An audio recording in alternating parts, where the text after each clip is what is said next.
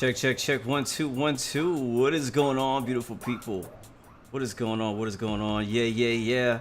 Let's get it in, guys. How you doing, man? What's going on, guys? Welcome to the stream. What's going on, beautiful people? It's your boy Blue. Welcome back to Microsoft Flight Simulator. We're back in New Zealand again for our second leg, and back in the A32NX by Flybywire with the A320. Sorry, with the New Zealand livery. It's gonna be pretty sick. I am pretty excited for today's flight. Maybe more excited than yesterday's flight. As you guys know, New Zealand is one of the most beautiful places in the entire freaking globe.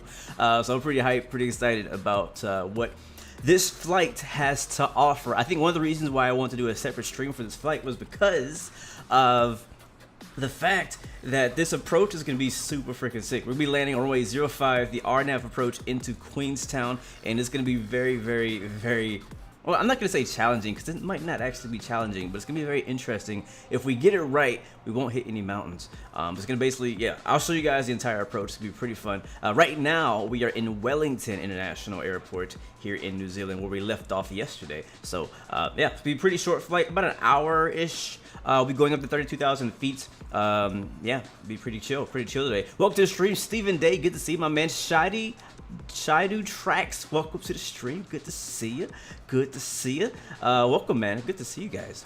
Scott Shook, welcome back, my dude. Oscar's in the building. Scott S is in the building. Alex Pete is in the building. El Bat Pino, welcome back, my friend. Bonjour, ça va? Always bringing the wine and the cheese. Thank you very much for coming through, my man. All the way from freaking France. RM1999er, good afternoon, my friend. And T-Mac Voyer, welcome back, my dude. Good to see you once again, bro. Mr. Music for All, welcome back, man. Yes, I was actually on time, like right at the minute on time today. Like, it's very rare, so yeah. Oscar, hello, man. Again, thank you for coming out today, man. I'm excited. If you guys want to fly with us, we will be on VATSIM. We'll also be on multiplayer for Microsoft Flight Simulator on the All Players USA East server. That's what we got going on today. You figured out something others haven't, because your sim looks 2 times better than most. Now back to YouTube I go. No problem, Shady Tracks. I don't know. I haven't figured anything out. My settings right now are on high.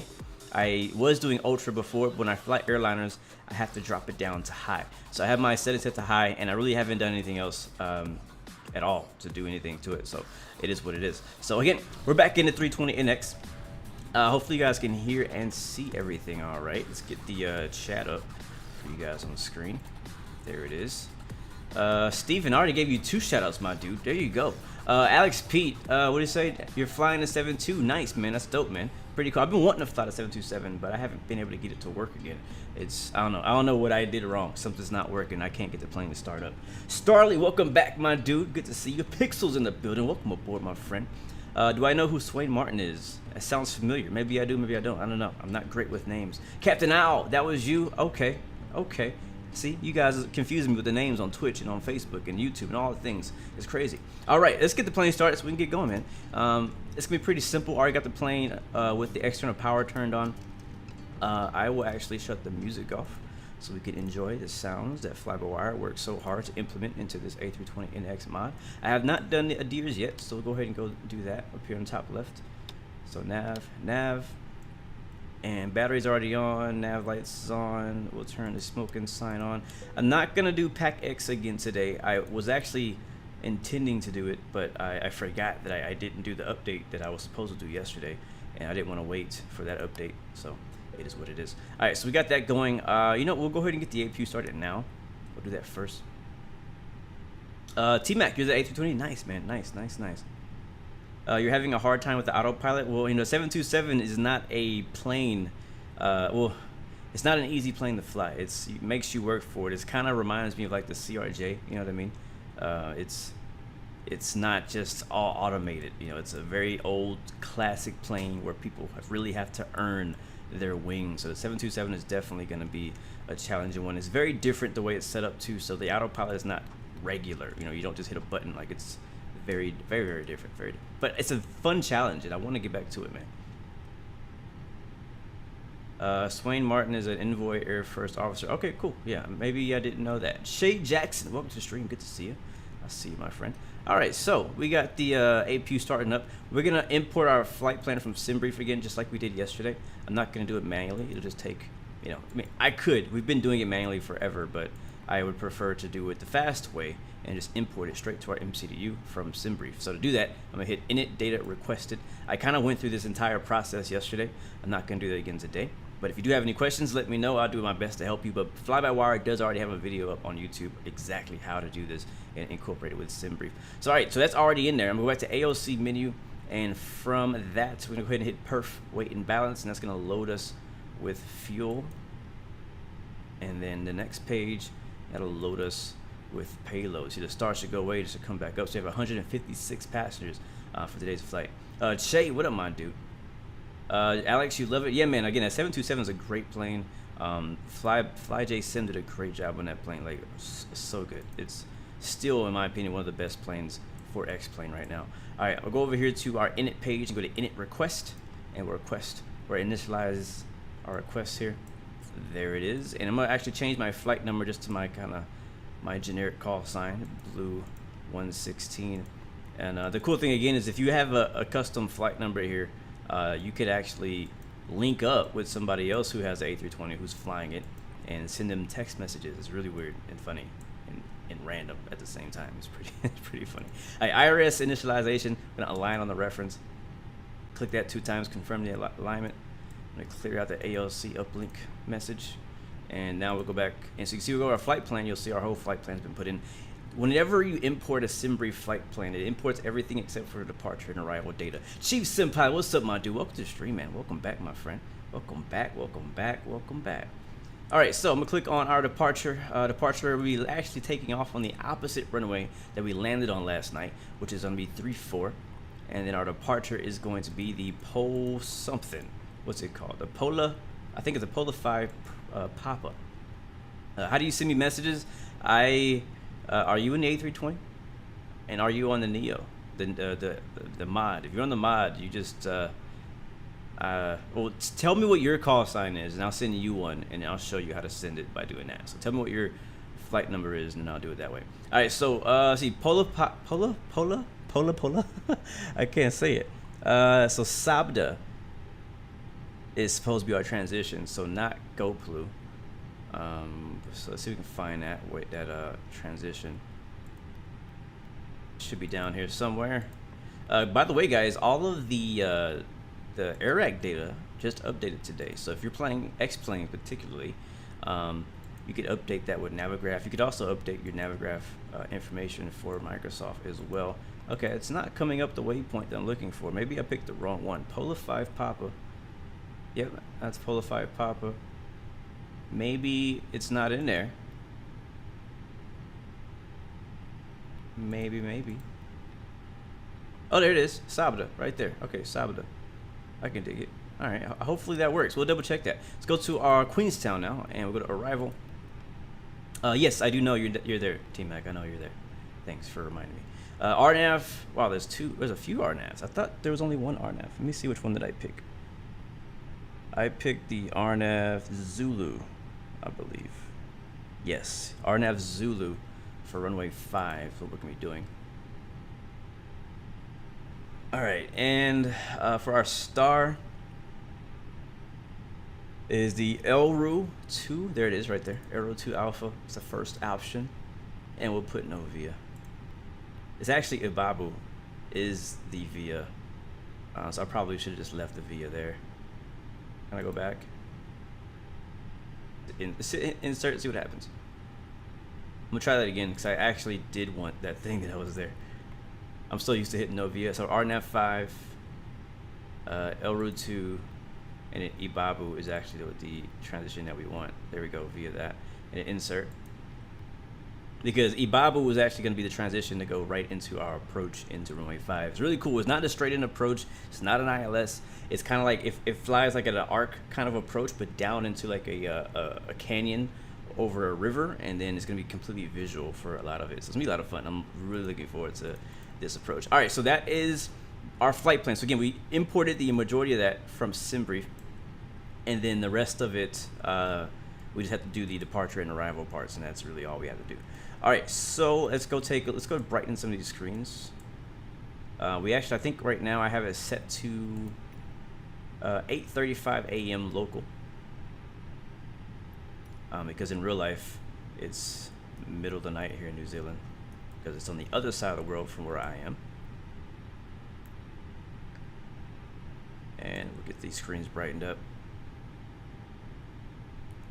Thank you for the METAR, Starly. Looks like Wellington's METAR is 020 at 4, clear. Temperature is 132.10, QNH 1024. I'm going to go ahead and put the QNH in right now. And I might change. I'm debating on changing the weather to like a preset weather, like you know, just scattered clouds or something like that. Because I checked in earlier and the weather didn't look that great in Queenstown.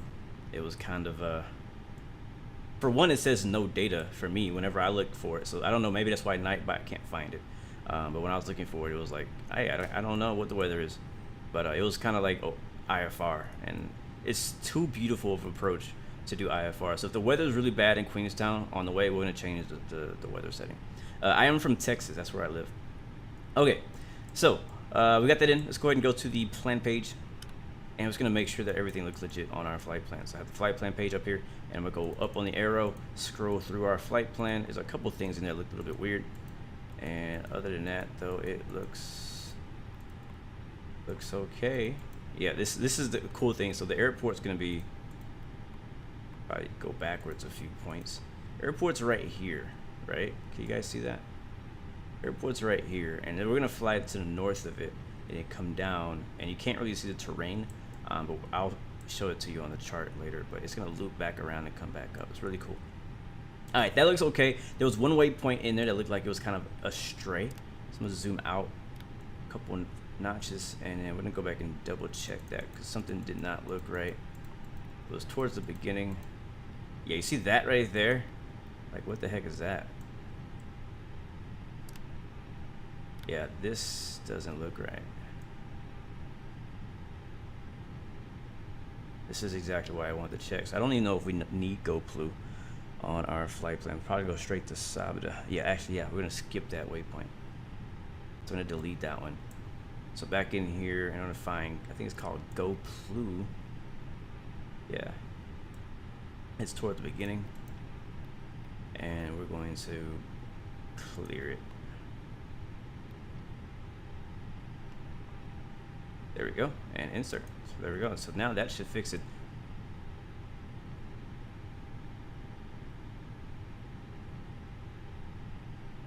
Max Verstappen 33, what's up, my friend? Yes, sir. It is finally Formula One race week. I'm looking forward to it, man. I really am looking for. I'm almost finished with the Formula One Drive to Survive series. I've been taking my time watching it because I wanted to kind of lead up to the real world season and kind of anticipate it. You know, I didn't want to watch it too quickly. I wanted to really appreciate it.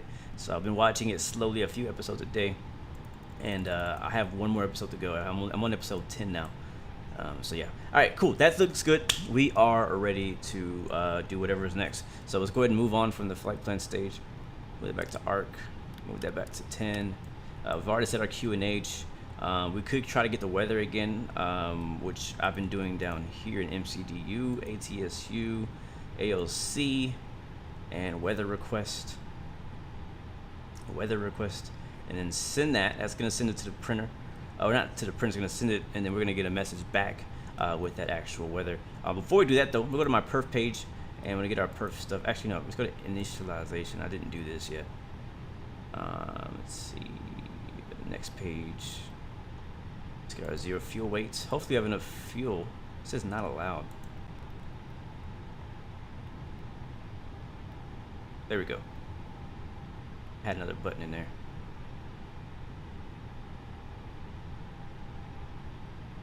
Juan Pierre, what's up, my friend? Hello from the Netherlands. Good to see you, bro. Welcome to the stream, my dude. Welcome to the stream. And that's Lil Flex, Mr. What's up, my man? Appreciate that subscription. Welcome to the Blue Roy family. Thank you for that support. I appreciate that so much, man. All right, cool. So that's been confirmed. Now let's go to our perf page. We'll get our V speeds lined up. 132, 133, and 137. Flaps for takeoff will be 1. We'll do flex 45. It's kind of my generic default number that I use for flex. I don't actually know how to calculate that. I just put that in there. Transition altitude out here yesterday was 15,000. So do 15,000 feet will be our transition altitude. Departing Wellington. And on the next phase, we're gonna put that at 216 knots in our initial climb. I don't know if the departure actually says anything about any restrictions, so I'll have to take a look at that. All right, now we should be good. We can see on our screen here, it says company message. And what that means is that we have a message in our MCDU that we can look at or print. So we'll go back to the MCDU menu, ATSU page, AOC menu. I think it's gonna be under received messages. And then METAR. Hey, T-Mac, if you could do me a favor and send me your call sign again, I can show you really quickly how to send you a text message.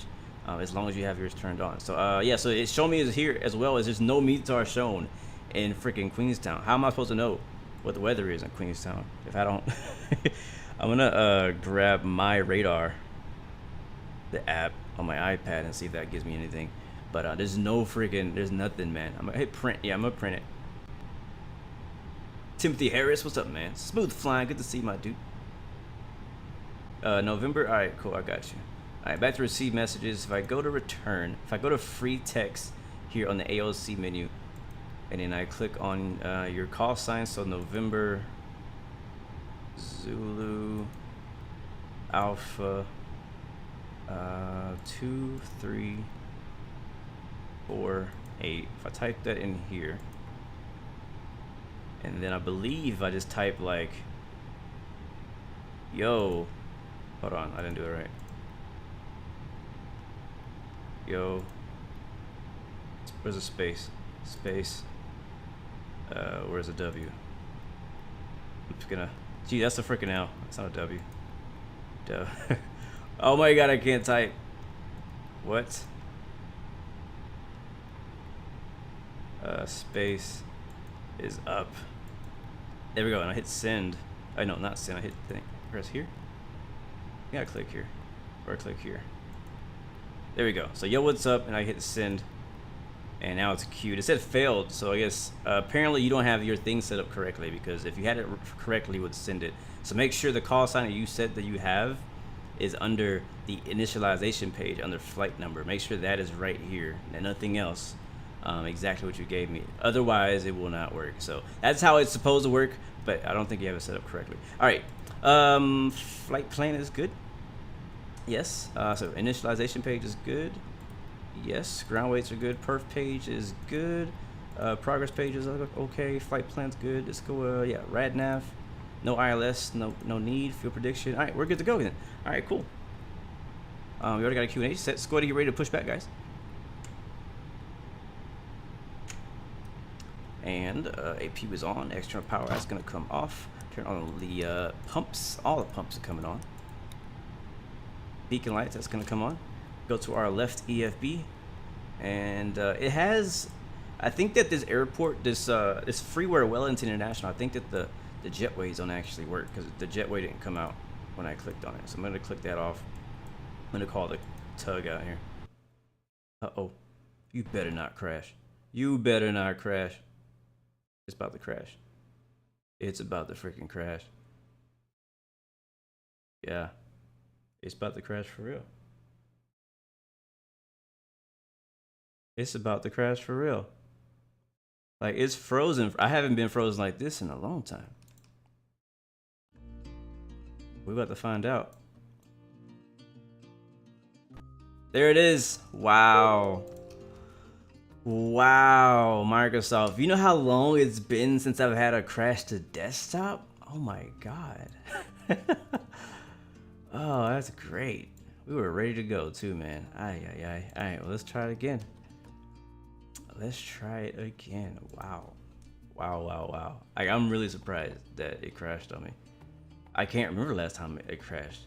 It was definitely during a live stream, but I can't remember last time. It's been probably at least 2.5 weeks, maybe 3, since Microsoft's crashed on me. So that's pretty surprising. All right, well, I'm booting it up again, or attempting to. We'll have to see what happens.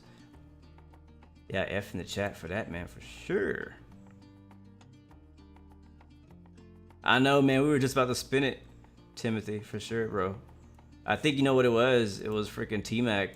He didn't have his call sign set up right. It broke our sim. It crashed my sim because you had that thing wrong. That's what it was, man. That is what it was. Again, today we'll be rocking the TCA throttle again, and the joystick. So if you guys can see on the left here, we got the joystick as we same as had it yesterday, and we have the throttle over here on the right with the add-ons. I do have a review for I think all of this. I believe I have a review and a setup guide for all this already. So definitely check it out if you haven't seen it already. I also have another one for the Thrustmaster T16000 that I use. Matter of fact, when I play Star Citizen, I actually use this joystick mixed with another 16000M on my right hand. I use 2 joysticks if I'm playing like a spaceship simulator or something like that. So it's pretty fun. It's pretty cool. Matter of fact, yesterday iRacing had a race, and they were on, like, you know, national TV doing the race of iRacing with like some professional athletes and stuff like that in there. And what happened was they had 2 T16000s. And they were using them to move the cameras around. It's like, oh, that's interesting. I wonder how that works, right? Because in iRacing, if I want to make a cinematic view on the racing simulator, I use the same thing I do with Microsoft. I use this right here. I use my PlayStation controller. So interesting that they decided to use joysticks. But in real life, if you're doing TV broadcasting, you have something similar to like a joystick kind of thing that you would use to control the automated cameras around the arena or the racetrack or wherever it is that you're doing. So I'm not sure if you guys can see it. Let me see. I'm gonna bring up one of these cameras. I'm not sure if you guys can see it, but I have my iPad up right now. Yeah, you can't see that. Let me see. I gotta see which camera can see it better. This one or this one? Yeah, this one for sure. So on this, oh, it went to sleep. You can see around New Zealand, sorta. I probably should just bring this up on my actual screen, but we see a little bit of weather down the south. I'm just gonna explain what I see, because you can't see that. Maybe you can see it in this one. Not really. Fail to show you what I was trying to show you. The point is, I'm looking at My Radar, the app on my iPad, and basically it shows that there is some bad weather kind of going through Queenstown, even though they don't want to show us what their freaking ATIS is. Makes no sense why they don't show that. It is a very small airport, but we could fit an A320 in there. We're gonna try.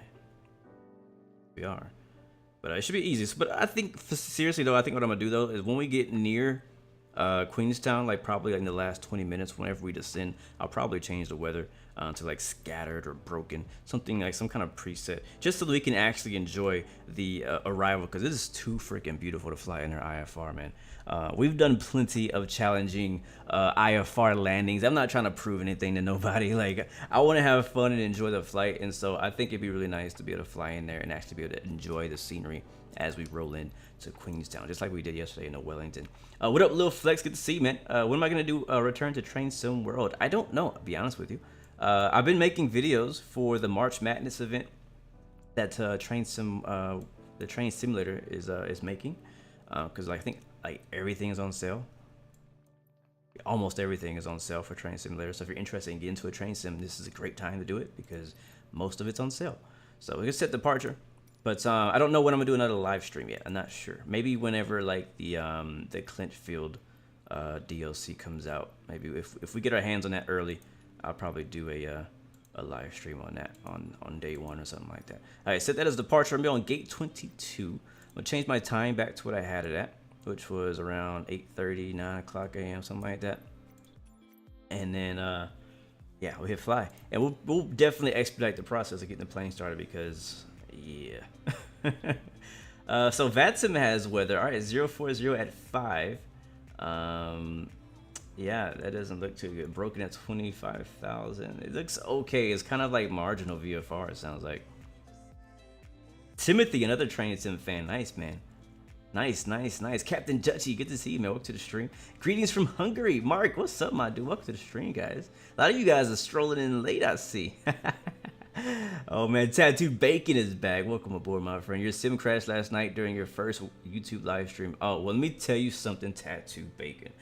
I might be the first one to tell you this. I don't know. There's a reality when it comes to live streaming anything. All right. You can play a game for years and enjoy that game, and enjoy that game as much as you can. But whenever you decide to stream it, everything's gonna go wrong. That's just how it is. If you're a streamer in the chat, you also understand exactly how that is. Is like you're like, all right, man. I went out, I test flew this plane, or I test flew this scenery, or I did a test stream, and then when the time came for me to actually stream, everything failed. So just like today, crashing a desktop. I haven't had a crash a desktop on Microsoft in forever, in this plane either. So I call it the stream curse. So don't worry about it, man. Don't get like discouraged about if your sim crashes on a stream. Find out possibly why. It could be some extra add-on you did, you know what I mean? But it could also just be super random. It's technology, and that's how it is. So all right, we're gonna really quickly get this plane started. I'm just gonna go through everything and get it going. I'm gonna get the APU fired up ASAP, baby. Let's get the thing started. Get it started. All right, the thing that takes the longest is the IRS or INS, whatever you call it. So I'm gonna go to the init page and get that started. Or is it perf? Init. It's not showing up for me yet. Maybe I gotta do my flight plan first. Nope. Yep. There. No. Yeah. Yeah. All right. Let's go to MCDU menu. ATSU. It's a little dark, isn't it? Let's brighten that up. And AOC menu. We're gonna import our assembly flight plan again. Init press. Init data request. All right, that's in there. Go to init page, and now I'm gonna go to init request here, and that's going to import our entire flight plan. I'm gonna go back over to the MCDU menu again, back to ASU. I wish there was a shortcut to get over here. That'd be nice. I'm not sure that exists even in the real thing. Perf and weight and balance. That's gonna go ahead and load our fuel from the MCDU. Don't even have to touch the EFB or the Microsoft menu to do that. Pretty cool that they did that. So that's loaded. Now we go back to the init page. IRS initialization. Now we can align the IRS on the reference. Let's go ahead and align that. That is beautiful. Back to the init page again. Init. There it is. And we'll go to the second page of the init page. Double click on the 0 fuel weight, and then click on fuel planning 2 times. There it is. Now we'll go to our perf page. Perf page. We're gonna actually go back to that after we do finish our flight plan. So the flight plan, NZWN. I know I'm going fast, but we've already done this, so I'm not trying to take my sweet time today. All right, 3-4. That's 16. We don't want 16. We want 3-4. Let's go race that. But now I'm going too fast. There we go. All right, so Wellington, departure, runway 34, and it's going to be, I probably memorized the flight plan by now. The Pola 5 Papa. There it is. And then we don't want GoPlu. We want something else, but it might not give us the option. If they don't, we'll just do what we did last time. Yeah, it's not. So it's insert there. And now we do our arrival. RNAV Zulu 05. That should be this button here. And ELRUV 2 Alpha. Ibabu. And insert. Alright, that's good to go. Let's go ahead and make that change again in our flight plan. I'm going to delete GoPlu or GoPlu. Oops, I didn't want to do whatever I just did. Oh, I know what I just did. Let's erase that, because I think I misclicked somewhere and I hit something I didn't want to click. So there we go. Clear. GoPlu. There it is. Insert. And that should be good to go.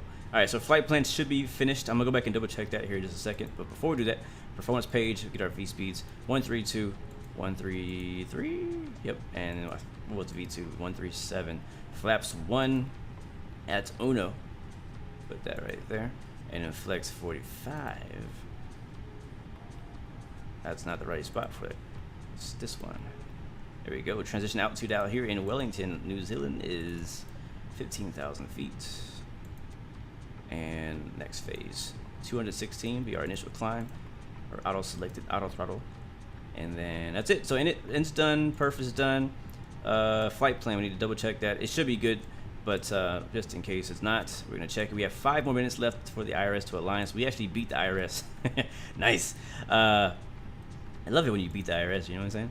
Let's see, our Q&H, I can't remember what it was. Somebody give me the Q&H in chat. Neiman, what's up, my dude? Welcome to the stream, welcome to the stream. Does the Simbri floating through MCDU only work for the Flybywire? Yes. You can also do it in the CJ4 from working title. Okay, I have an issue. Okay, here we go. It's a different process, but you can do it also in the CJ4 for working title. All right, APU's gonna be firing up now. Nav lights are on. That's armed. What am I forgetting? Let's get these screens brightened up for a second while I think about what I'm forgetting. All right, I want to check my flight plan. That's what I want to do. Switches to plan. And I'm gonna double check this. All right, see Polax, boom, boom. Actually, let's scroll that out a little bit. There we go. And thank you so much. Who was that? I cannot see your name. Something Fury. Thank you for the cheers. Thank you so much for that. I'm sorry. I gotta change. I keep saying this, but I really gotta change what color that comes up as because I cannot see that gray whenever it's on top of certain backgrounds. Thank you so much for those cheers. Thank you for supporting the stream. I really do appreciate that. Thank you so much. All right. Yeah, that looks good. Flight plan's good to go. Yeah. Good. We're gonna pre-select VATSIM auto Unicom. Matter of fact, I need to reconnect to VATSIM because we did just have a crash the desktop. So I'm gonna put it in standby though, because once we push back, this will be automated to something else. And how are we looking on the IRS time? 3 minutes. All right, so in 3 minutes we need to be ready to push back. Actually, I think we're already ready to push back. APU bleed, that's gonna come on because the APU is on. External power is gonna come off. There it is. And all right, cool. We are ready to push, guys. I could be forgetting something, but whatever it is, I'm pretty sure it's not extremely important. One thing we can do though is reach over here in the center pedestal and get our transponder working.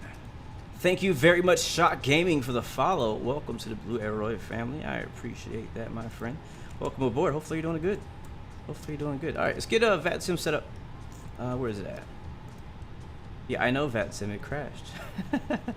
I know my sim crashed. Come back to me, VATSIM. Reaper Actual, welcome back, my dude. You're watching on YouTube and on Twitch. Thank you, Shot Gaming. I appreciate that, bro. Your double support, man. Thank you for that very, very much. All right, call sign today's gonna be New Zealand 116 or New Zealand Air. I'm not sure how they say it. Do they have any community developer efforts like the Flybywire for X-Plane? Yes, they do, Grover. The Zebo 737. If you haven't heard of it and you're on X-Plane, you need to stop whatever you're doing, pause this live stream even, and go to Zebo 737. It is basically the Flybywire for X-Plane, except for it's probably better. Actually, it is better. It's definitely better. It's been in development for years. It's completely free. It has so many features. It's crazy. It's like the best plane ever for X-Plane right now. So yeah, definitely check it out. Zebo, completely community-driven, community-made mod for X-Plane 11, and all free. It's amazing. All right, we are ready to push in 1 minute, guys. 1 minute 80. 1, 2, 3, 4. Thank you, man. Welcome to the stream. Thank you for the follow. Welcome to the Blue Arrow Royal family. I really appreciate that support there. You guys ready to roll? Sorry for the delay. Hopefully we don't have any issues with the EFB. Guess what happened when I clicked on the jetway, which was not working already. That is what seemed to put us into our crash earlier. So hopefully it doesn't happen. We'll go ahead and call the tug. The great thing about the EFB is that you can call the tug over and it won't automatically start pushing you until you hit the down arrow or the left arrow or any of the arrows. So it's pretty cool. I like that they added that feature. All right, IRS is done. It's aligned. We are good to go. We're cruising at 32,000 feet today, all the way down to Queenstown, New Zealand. There it is. And now we're gonna turn the beacon lights on. Beacon lights are coming on. We are ready to push Mr. Pushback truck. You can push when you're ready. Are we pushing back nose? Actually, turn the parking brake off. That'll help. Let's see, pushing back nose to the right. And taking off 3-4. So yeah, cool. He should start pushing us at any moment. No, I know, Grove. That's the thing, man. The Zebo looks like a payware add-on, but it's completely free, bro. Definitely look into it, man. Definitely. It's this thing, man. About X-Plane, you don't have to spend $80 on the Flight Factor 767. You could just go buy the 737 from Zebo for completely free. Completely free. Alright, he's not pushing me. Why is he not pushing me? You're Neiman, but you don't know how to change your name on Twitch. That's all good, man. Doesn't matter, man. Paulo Donovan, welcome to the stream, bro. Welcome back, my friend. Alright, Microsoft froze again, but this time because my controller disconnected. It's all good. Ibrahim, what's up, my dude? Welcome to the stream. You're pretty new to the channel. Hope we have some good oh, we got some great content for you today, man. Oh yeah, walking through up to the stream as well, man. All right, we are ready to push now. All right, let's try that again. There it is. Now we're pushing. All right, let's kill the music and put your headphones on, ladies and gentlemen, because we got the startup coming up right now. Again, we're pushing back to the right. So we'll wait to get clear of all the equipment and stuff, and then we'll start moving to the right. What is Flybywire? Flybywire is a development team that is modding the free A320, or I should say the default A320 for Microsoft Flight Simulator. And they're also going to be making an A380 in the near future, or they're working on an A380 right now, I should say. All right, let's go ahead and start pushing and moving to the right, and we'll get the right engine started at the same time. And guys, I do have the TCA throttle, which I can use to control. So I'm gonna put my ignition switch to the ignition start, and then I'm gonna put open the ignition 2. There it is, and we start engine number 1 or 2.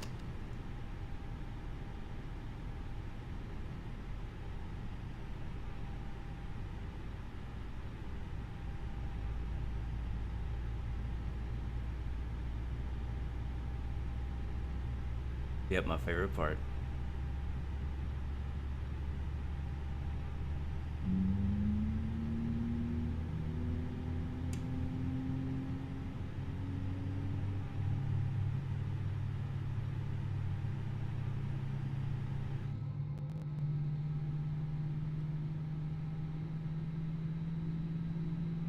Wait for it.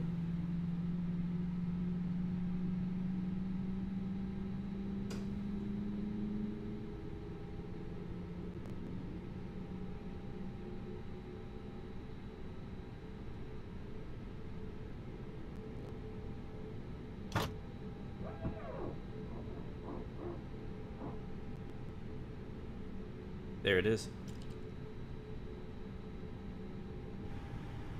All right, let's get that that truck out of here. Parking brake is set. I think if I hit stop a second time, he like completely stops, and I click call tug, and it should go away. See, I don't know if he's leaving. Doesn't seem like he's leaving.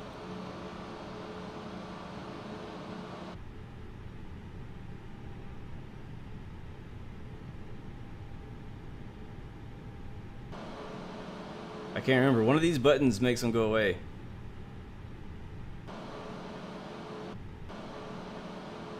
Alright, stop pushback. And then there it is. He's out of here. Thank you very much for your services.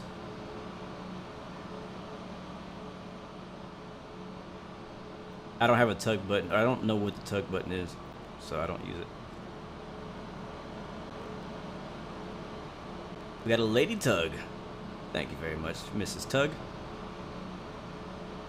All right, we got one engine. Let's fire up the other one. Starting engine 1.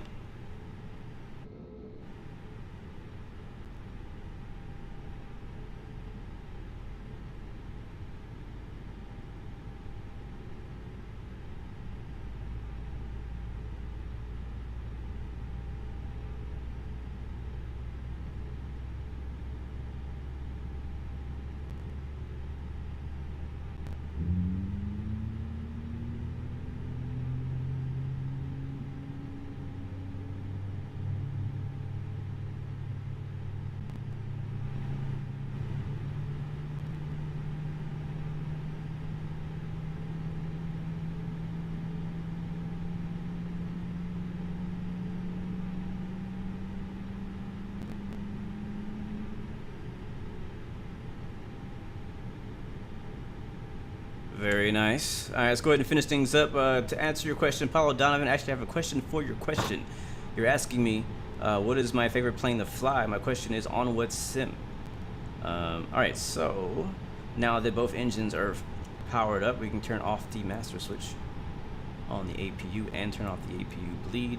Overhead looks okay, except for we're gonna need the runway turnoff lights on and the taxi lights on, and emergency lights are already armed. Seatbelt signs are on.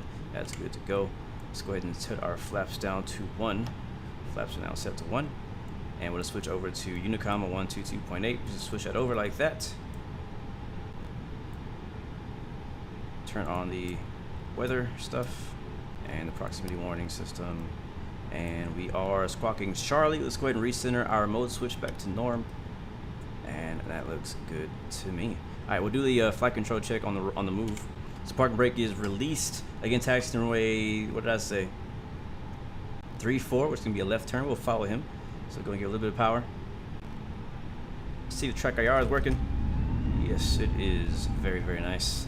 All right, make a left turn right here. Again, we'll follow him over to 3-4.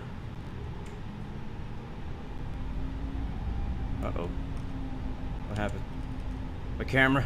What happened to my camera? Hold on, my neck is stuck. My neck is stuck. What did I do? Oh my god, track IR just like pooped on me. Hold on a second. I looked to the left and my neck got stuck in position. That's hilarious. I'm just gonna shut. I don't know if I should shut it off. Try this.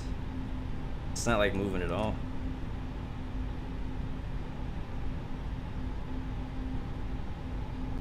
We may have to do without track IR today because it just decided to not work. So yeah, we're gonna do without track IR, and then turn it off completely. You want to go into your camera setting and then turn off track IR. You see, now it recenters back because it was like stuck on track IR. So we're just not gonna use it, sadly.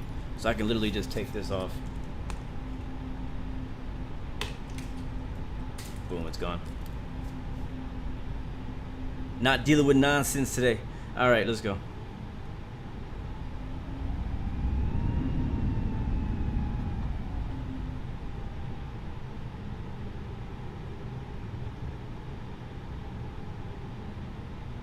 Yeah, it happens every once in a while. It happens every once in a while. It doesn't happen super often, but when it does, I'm streaming.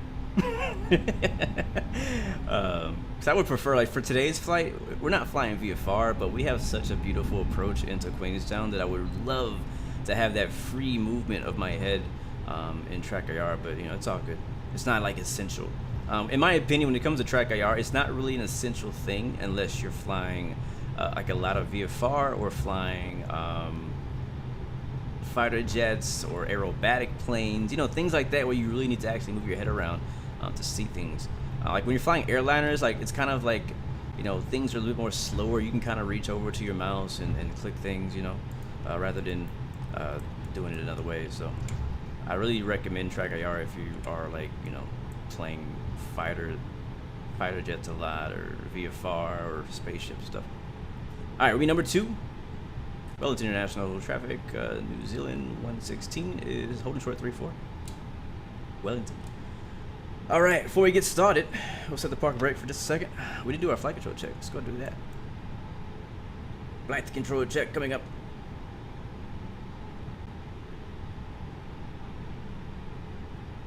All right, so again, pitching down, pitching up, full left, full right, kind of cycle them. I always making sure things are working, you know what I'm saying? We'll do full rudder left, full rudder right. That all looks good. Look at the wings, make sure everything is doing what they're supposed to be doing. We'd all check the flaps as well, pull them all the way down. Yes, as well, track IR is really good for racing sims too. I forgot about that. Yeah, so that's full flaps, and we'll go back up to flap setting 2. All right, did we arm our spoilers? We have not. They are now armed. There they go. Anything else? I think we are good to go, guys. Let me see some airplane emojis in chat if you guys ready to roll, ready to take off. All right, he's on the roll. Runway 34. Wellington International, New Zealand 116 is lining up 34. Wellington. I'm not sure if I'm actually talking to anybody. Let me see if I'm actually transmitting. Okay, yeah, it's working. All right, a little bit of power. We're good to go. Oh, parking brake is on. Lane lights, check.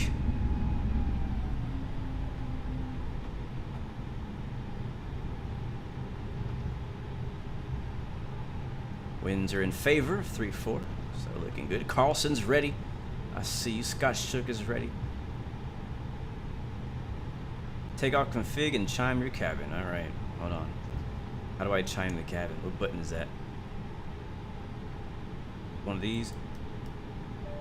There it is. C. Whitman, I see you. C. Whitman's ready. All right, that traffic is airborne and out of here. I'm gonna get my departure chart ready.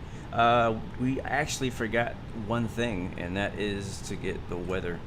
Or that's the QNH for Wellington, which is 1024. So just gonna adjust that just real quick, and we'll go ahead and make our call. Wellington International Traffic, New Zealand 116, taking off runway 34, departing to the south. Wellington. Well, technically we're departing to the west. That's okay. All right, guys, ready to go? It's toga time.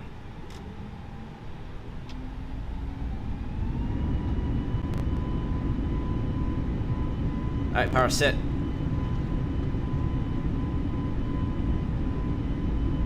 Airspeed's live.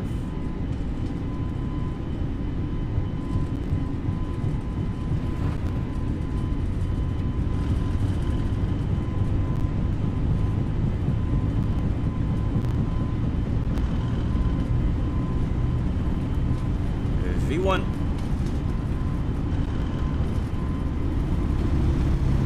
Ay, let's go. Let's go. Gear up, baby.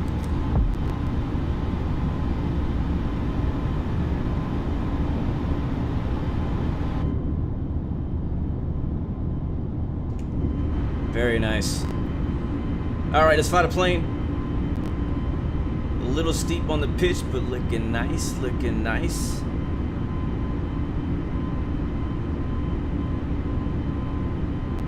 And we'll pull the throttle back to lever climb, which is gonna be right around here. There it is. So now I can basically take my right hand off of the throttle now, and it's gonna be on auto throttle now from now on.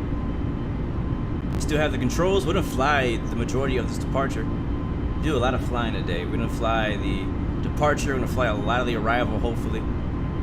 It's gonna be a very fun flight. I'm gonna go flaps up.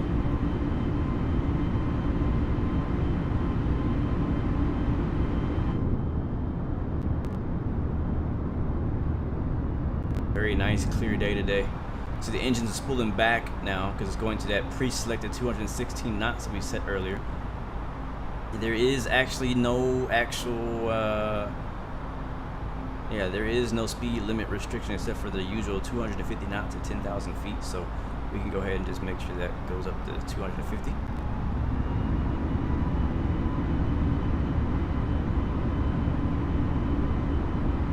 The first restriction is 3,000, at or above 3,000 at our next waypoint. After that, we need to be at or below 10,000 feet unless ATC tells us to go. Otherwise, there is no ATC in the area, so it doesn't matter. We do what we want. There's 3,000 feet right now.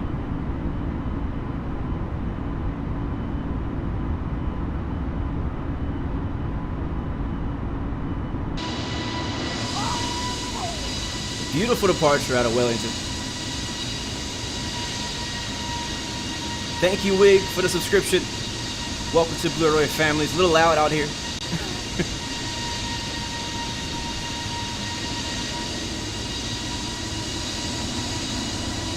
Look at that. Aye, it's roll to the left. Sean O'Reilly, I see you, my friend. Welcome to the stream.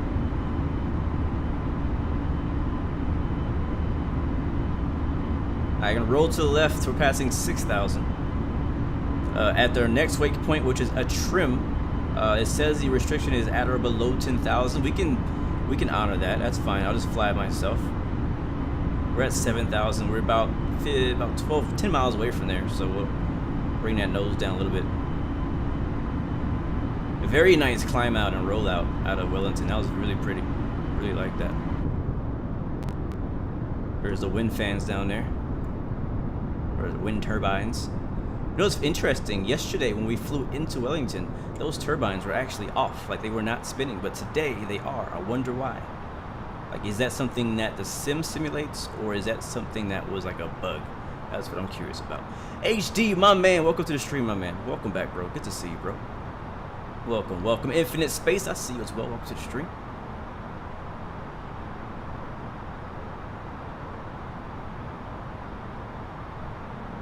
Alright, you see the engine's getting a little quiet again because we are trying to manage that 243 knots. It's not like the CRJ where we have to manage it yourself. You gotta actually, it does it all by itself, which is super easy. Go down here, I'm gonna unarm our spoilers. I wish I could do that on my actual throttle, I really do, but it doesn't pull out like the real one. At least I don't know that it does. Maybe it does, maybe that's a feature that I didn't know existed, but I'm pretty confident that I can't pull this thing out. Pretty confident. Alex P, how have I been? I've been pretty good, man. Cannot complain. We're at 7,800. Just slowly climbing up to this altitude restriction of 10,000. After that, we're free to do whatever we want.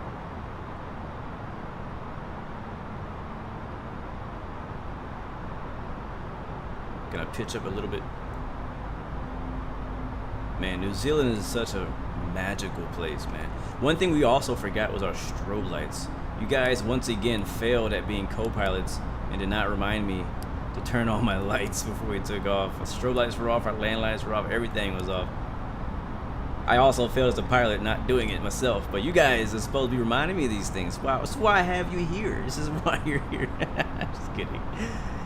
Oh, man. Alright, we're gonna roll to the left. There's that next and last altitude restriction at Atrium, which it says on my chart over here. Again, I'm still flying by hand because it's just, man, it's just, I love flying, bro. Like, I say this all the time, you just cannot let autopilot have all the fun. There's times where autopilot is really helpful when you're just kind of like overloaded in task. But when you're not, I mean, why not fly the plane and enjoy it, even get some experience, you know what I mean? The more you fly the plane, the better you'll get at it. Practice makes progress is what I call it. I wouldn't say practice makes perfect because you can never be perfect. Practice makes progress, baby. That'd be today's motivational quote of the day. There you go. You leave everything on auto. Tac Observer, what up, my friend? Welcome to the stream. Great to see you. Great to see you. Hopefully you're doing well. Oscar, welcome back, man. You might have said it. My bad, Oscar. I'm sorry. If you told me landing lights, I didn't see it. I apologize. I missed that comment. All right, let's go ahead and continue climbing. Again, we're going all the way up to 32,000 feet. We could go ahead and turn the autopilot on now. We're above 10K. And that way we could actually enjoy the view, which I think I'm going to do. There's really not much for us to do but like lightly turn the the joystick, my bad, side stick left and right to stay on the flight direction. So I'm going to go ahead and hit the big red button. There it is. Autopilot is now activated. Thank you, Arson, for the follow. Welcome to the Blue Arrow family. Great to see you. Welcome to the stream. Welcome aboard, my friend. Good to see you.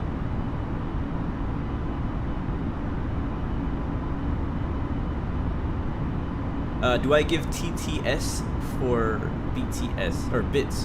What does that even mean? I don't know what a TTS is.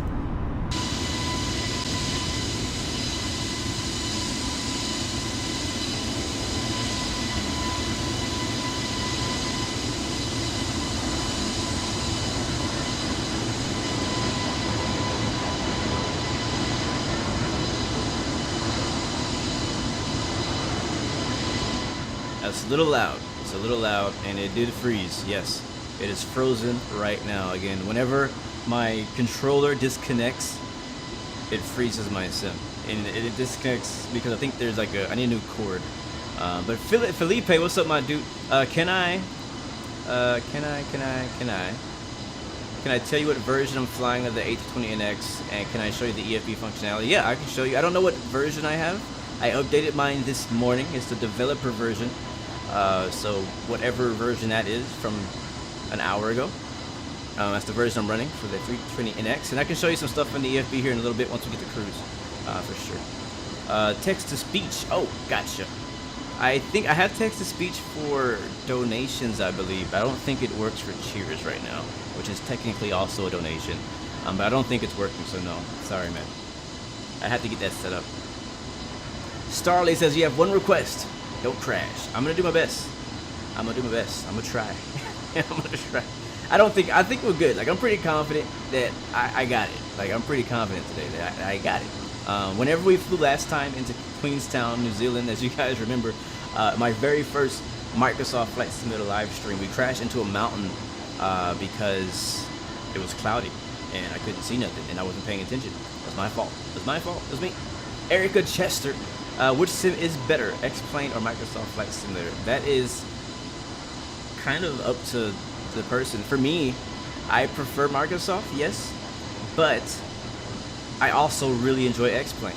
There's a lot of things that X-Plane has that Microsoft doesn't have yet, and there's a lot of things that Microsoft has that X-Plane hasn't had and never has had, right? So I'm torn. I don't want to say which is better. I think that X-Plane is more of a full sim included with the add-ons. Microsoft is kind of like a beta sim, like it's in development. Captain Shark, welcome to the stream. Good to see you. So, I mean, if you're looking to find out which one to get into first, like you don't have either of them, if you're completely new to flight simming, I would say give Microsoft a try if your computer can handle it. If not, go to X-Plane. If you're like an experienced flight simmer, you're coming from P3D, something like that, you'll probably want to go to X-Plane first, because if you're coming from P3D, you're used to a very high level of detail, a very high quality of airplane and flight experience. So I say if you're coming from P3D, it's better to probably go to X-Plane if you're more experienced, for sure. Especially if you're really into airliners. If you love GA, Microsoft is the way to go. If you love your tube liners, you're gonna want to go to X-Plane. At least for now. For me, I love both. I love GA and I love airliners. Matter of fact, I probably fly GA more than most people in the flight sim community. Maybe not all of them, but like most, because most of them are flying airliners, so I fly more GA than most of them. I love it, I appreciate it, and I love flying it. So for me, like, visuals is very important. Like, I know that I want my simulation to be as simulated, as realistic as possible, but I also love the visuals. And the thing that kills me when I get an X-Plane is my clouds, my sky, and I haven't been able to get X Enviro to work in a long time. So let's go ahead and hit engage selected speed here, and that'll manage that up to whatever it needs to do. We'll be going up to 32,000 feet. You have 10,000 feet to go. I think to make this a bit shorter, we can actually go direct from where we are now to, let's see, where are we? Let's go direct to, I'm gonna find it in here, SABDA. Let's go direct to SABDA. That'll cut our time back. And the plane should just start doing it. Let's see. Yep, there it is. It's banking to the left. That's gonna fly us direct to SABDA. Like that, like that, like that, like that. James Salt, what's up, my dude? Have I tried the CRJ? Yes, I have, man. Where have you been? Last week we flew nothing but CRJ. As far as today, we're not flying CRJ. I love it though. I really do. I love the plane, and I do recommend it. And I think, yes, it is worth the price, if that's what you're asking. Yes, there you go, Neiman. X-Plane has the planes, Microsoft has the scenery. If you put them together, you'd have the perfect sim. Which sim is better, DCS World? Yeah, I'm there with you, bro. I'm there with you, bro. Speaking of DCS World, Starly, tomorrow, guys, if you're interested in blowing some crap up, if you're interested in flying fast, fighter jets, it's happening tomorrow. We'll be flying on DCS World, flying in the F-14, and we'll probably hop in the A-10 Warthog as well, and do some submissions with a few friends. That'll be tomorrow for tomorrow's live stream, so looking forward to that. It's been a while since we've done a DCS World live stream, so definitely looking forward to that, man. And we'll probably be on voice too, with whoever is flying with us. Yes, X-Plane is still in the game, guys. It's still in the game. As HD would say, don't sleep on X-Plane, man. X-Plane got some stuff up their sleeve. There's a reason why X-Plane developers are so loyal to X-Plane, because I think they know something that most of us don't know. So yeah, there you go. Any word on camera plugins in development? Not that I know of. I would love to have some. It'd be really cool to have some type of like X camera or particularly X camera. That's what I use the most for X plane. Be nice to have it. I like, you know, I kind of like the camera system. It's not the best. It's okay. I like the drone idea, but it could be better for sure for Microsoft Flight Simulator. So I'm looking forward to somebody coming out with some type of camera system that gives you a bit more flexibility to make some of those cinematic shots that I love to make so much. You see, I like how the clouds are kind of intertwined into the mountains and stuff. It's pretty nice.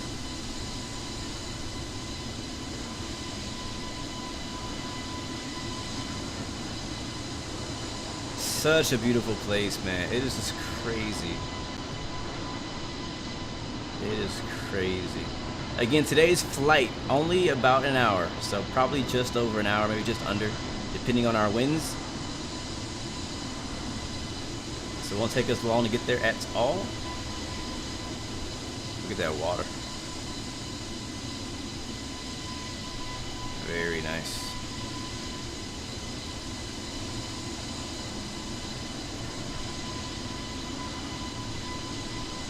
Leave you right there. Let me catch up in the chat. HK, sorry, Flight Simulation. Hello, good to see you. Welcome to the stream, man. How am I? I'm doing pretty good. I cannot complain at all, man. I can't complain. Too blessed to be stressed, my friend. Welcome to the stream, though. Captain Neiman, I see you. DJ5903, good to see you. Welcome to the stream as well. T-Mac, yeah, you can try to send me a message. I don't think I have it set up, though. I don't think I set mine up because I was in a hurry to get things started for our second take. If I go back to init, yeah, change my flight number. BLU116.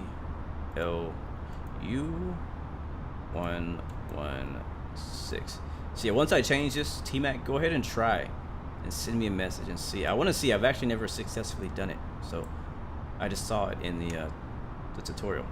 All right, so let's go ahead and try to send me one. Call sign blue 116. Turn off all these lights now.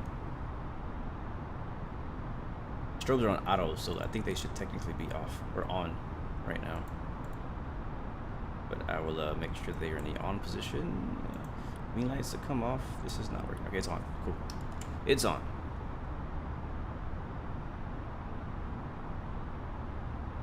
James Salts, you're so sorry. Oh, it's all good, James. No problem, man. I understand. It's all good. But yes, I have flown the CRJ. I've been enjoying the CRJ. I love the CRJ. But I flew the CRJ so much last week, I needed a break. So this week I'm taking a week off. Week on, week off for the CRJ. Contemporary issues, you prefer FSX with the add-ons, it's most complete sim. Yeah, I get you. I mean, technically FSX and P3D have more add-ons than X-Plane because X-Plane is younger. And then Microsoft obviously has even less than that. So, yeah.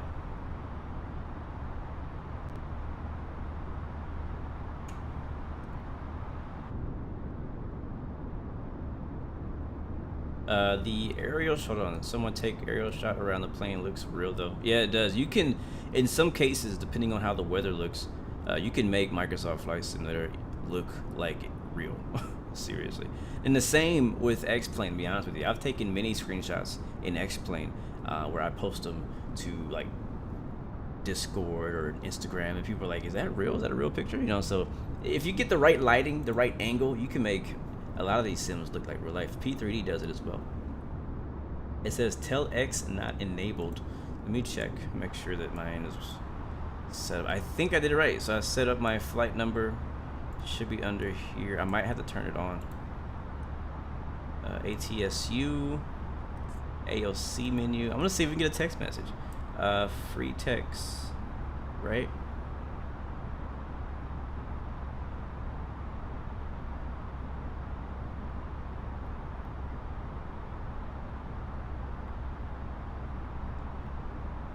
Am I missing something? Am I not doing this right?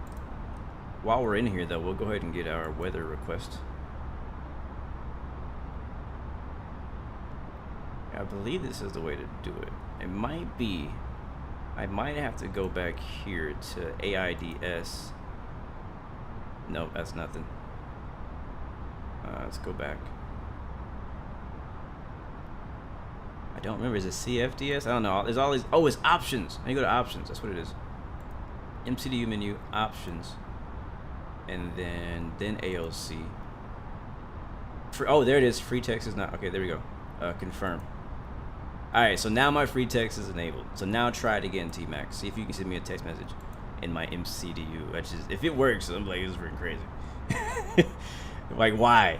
Like, does this happen in, like, is there a text messaging system in the real life MCDU in an Airbus? Like, is that a thing? Like, why? You know what I'm saying? Any talk on a CRJ 900? I haven't heard anything. Wait. Yeah, I haven't heard anything about it yet. What is it today? Thursday? We might hear a development update today about just things, because the Aerosoft hasn't even updated since it came out. So it's going on about 2 weeks. Oh, no, it's going on week and a half, something like that. The CRJ has actually been out, and so it's about time for Aerosoft to drop an update on that plane to make sure everything is working right. So I'm expecting an update in the next few days. I don't know for sure. I haven't talked to them, but I'm expecting an update. All right, we got a company message, which should be our weather data. Let's go get our weather. Now I go over here to ATSU again, AOC menu, and received messages. There's our METAR. All right, so again, we still don't have METAR data for Queenstown, which is interesting. But we can print this out. I love printing it. Watch the printer. That's so dope. So dope. When do I plan to fly the Aerobas Phenom? Man, I don't know, bro. I've been waiting for you guys to ask me that question. I'm surprised nobody asked yesterday. I don't have it yet. Like, I don't even own it yet.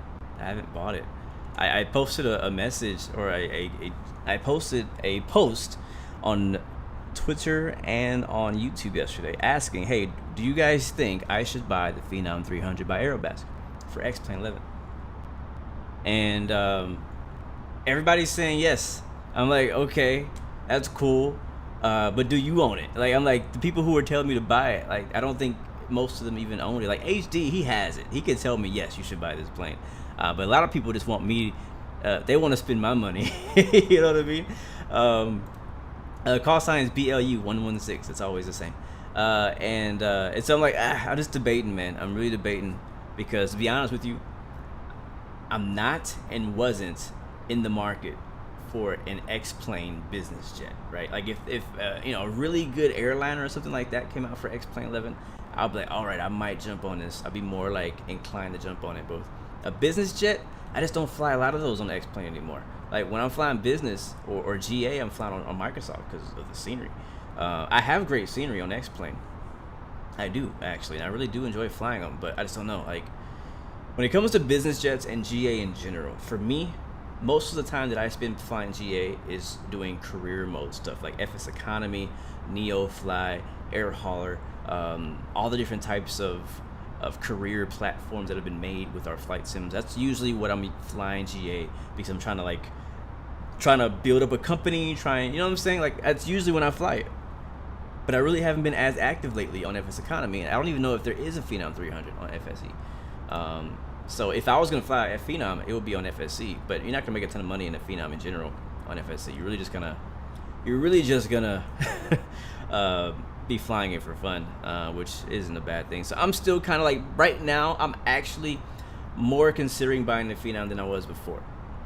Right, I was because it's my own money. Like the Airbus, I haven't talked to Airbus. They're not giving me a copy. If they send me a copy, I'll be like, heck yeah, I'm flying this plane. I'll try it out, and then I'll give you my opinion on it, my honest opinion.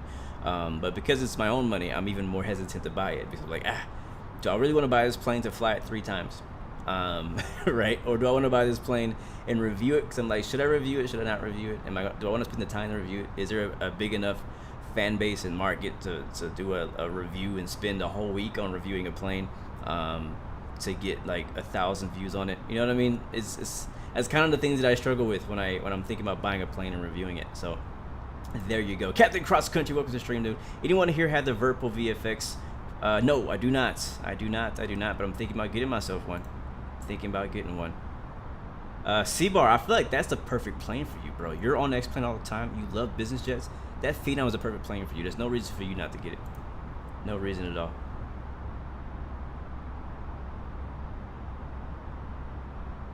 Right? Why not fly the plane through me? Exactly, Captain Isle. Captain Australia, welcome to the stream, man. Good day, my friend. Welcome back. I'm doing really good, though. Thanks for asking, my friend. Good to see you. By the way, guys, real quick flight update. We are... Okay, great. Sim Toolkit Pro is not working, so I have no idea how far we are. Maybe I can resync it. Let me see.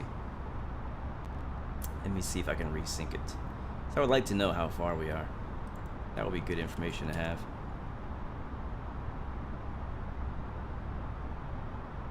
Let's see. I don't know if it's going to track me. Hopefully it tracks me. We got disconnected earlier. I'm going to disconnect it and reconnect it. We'll see what happens. That's the easiest way for me to find out what my ATE is to go through Sim Toolkit Pro. And I think it's not working. Oh, there it is. I think it's working now. Is it working? No. It's not. Oh, maybe. Hold on. Hold on. It's calculating. 38 minutes. Nice. All right, we're 38 minutes out. Which is not bad. Not bad at all. We just got to our cruise not long ago. Yeah, cruising at 32,000 feet.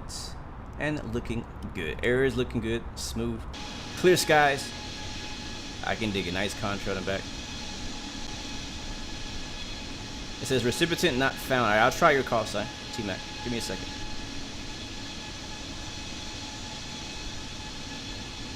Look at that view, guys. Ay, ay, ay. It reminds me a lot of Alaska, a little bit. Just a little bit. I wouldn't say business jets suck in Microsoft Flight Simulator. The CJ4 is amazing. The working title modded version of the CJ4 is amazing.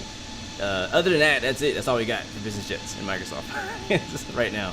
That's worth it. Hey, Mr. Treeman, just seen your comment, man. Sorry if I'm a little late. Love your content. Did you have to edit the text file to get the Airbus throttle working with the Flybywire mod? I cannot seem to figure it out. No, I did not. I'm running default settings, so it should just work if you're running at least the developer version. I'm not sure about the stable version. I haven't tested that one, but for me, it's working perfectly fine on the developer version without making any edits to my text file or anything. I haven't even customized it. It's just working as is. So you might want to try that again and see what happens. Maybe try updating your drivers and stuff too. Jonathan D'Souza, what's up, my dude? Up to the stream, man. How long have I been playing Microsoft Flight Simulator? Since well, actually about 6 months before it came out. I was an alpha tester, and so I've been playing it for a long time. I don't know when that was. That was early 20. When did it come out? 2020. Yeah, so it's like early 2020 sometime. So about a year and a half now, something like that. I don't know. The Phenom is in FSE. Nice. Okay, cool, cool. What is the cost of this game? You can get it on Game Pass for very cheap, or you can buy it all outright for about $53, something like that. How much was my flight stick setup? This one, I guess. I don't know. There's a link in the description. Go to that, and it'll tell you how much it costs. I honestly don't know. Thrustmaster actually sent me these.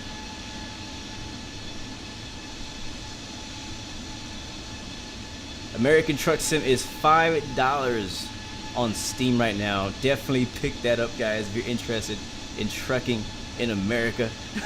Definitely check that out. I already have the game, so I can't benefit from that at all.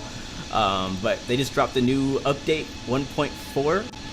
And it's pretty good. The game looks really nice. I've been playing it a lot lately. Just haven't been streaming it. Oh man, yeah, NeoFly would be great in New Zealand. Actually, that's a great idea.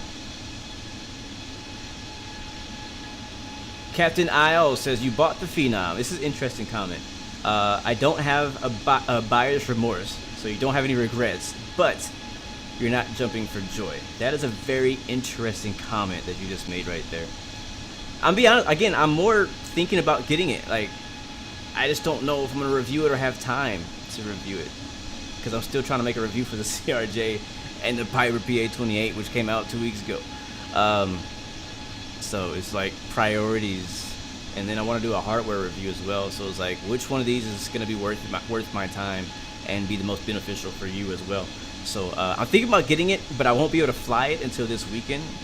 And then maybe we'll stream it next week if I do get it. We'll see. We'll see. But I'll look into it. But I'm really, thank you for your honest opinion though, Captain Al, on the Phenom 300, because I'm really considering it.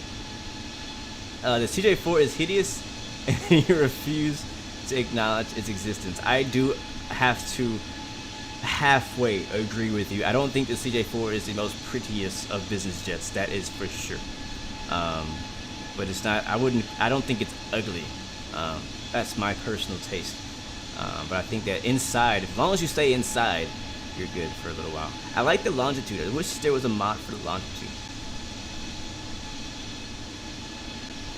Yes, the printer works in the developer version. Do I plan on upgrading my PC specs in the near future, like upgrading to VR for more immersive experience for you? Fine with PC monitors, 4K ultra wide, or example head tracker. Peter, to answer your question, I already have head tracking. It's down here somewhere. I was wearing it at the beginning of the stream, and it wasn't working. So here's my track IR. So I have head tracking. I already have VR. Here's my VR headset. Everything is like right here. It's the Oculus Rift S.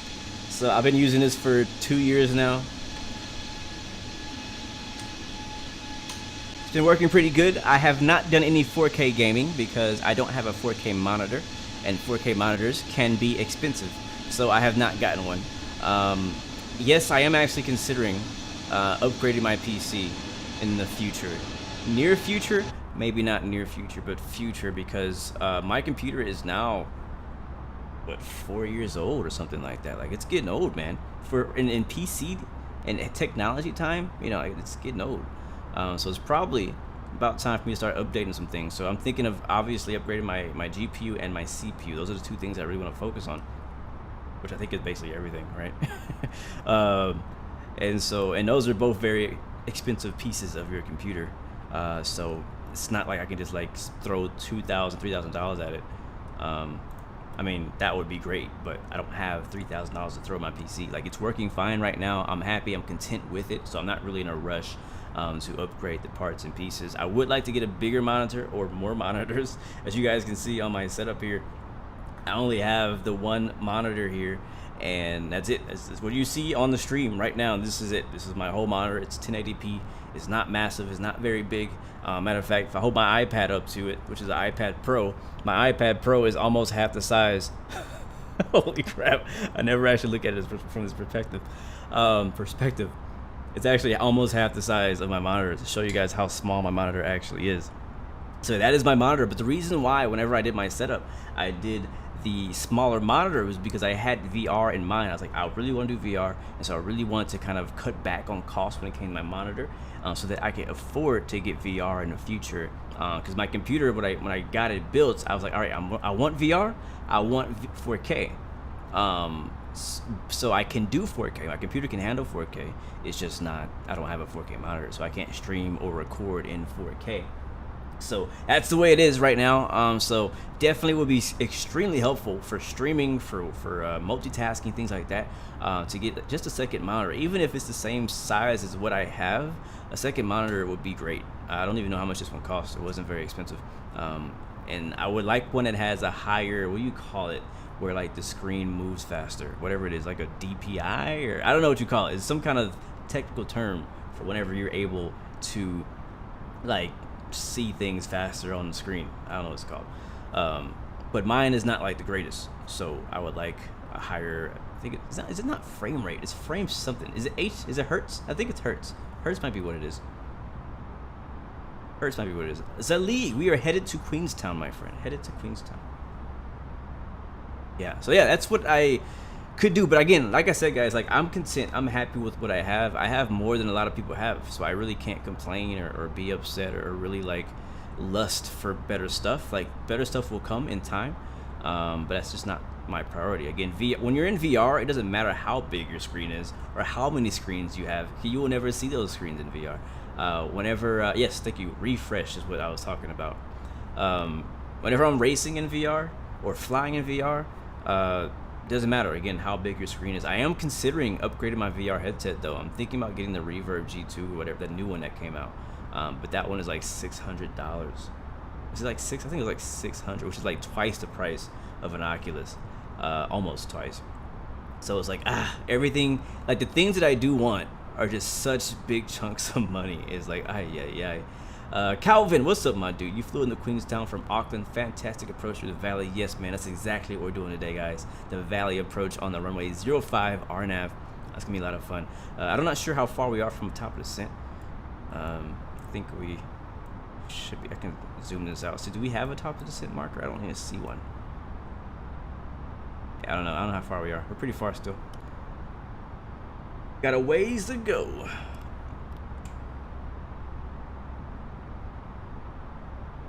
You were gonna go to the mall, but COVID, of course. I know exactly. See, why my wife is like, "Where's all your money going?" And I'm like, "Not here anymore." I mean, when I bought my PC at first, it was like a big chunk. You know, it was a big investment. Thankfully, I paid that off. I used a credit card to buy my PC. I paid that off in about, not too long. And then I started upgrading things. So yeah, I need to upgrade my GPU, my CPU, get a second monitor. Yeah, second. I'm not really concerned about having a bigger monitor. I just want a second monitor. Maybe a better VR headset, maybe. But honestly, for me to run a better VR headset, I'm gonna have to get a better computer. I've learned. Because mine will run it, but it may be kind of unplayable. So I heard that the newer headsets, they require better hardware, so there it is. Cloud Chaser, hello my friend, welcome to the stream. I'm sorry if you got spammed. I need to tell Nightbot to go to sleep. I apologize, bro. I'm sorry. Your PC has a broken side. Oh, that sucks, man. Something crushed it. Wow.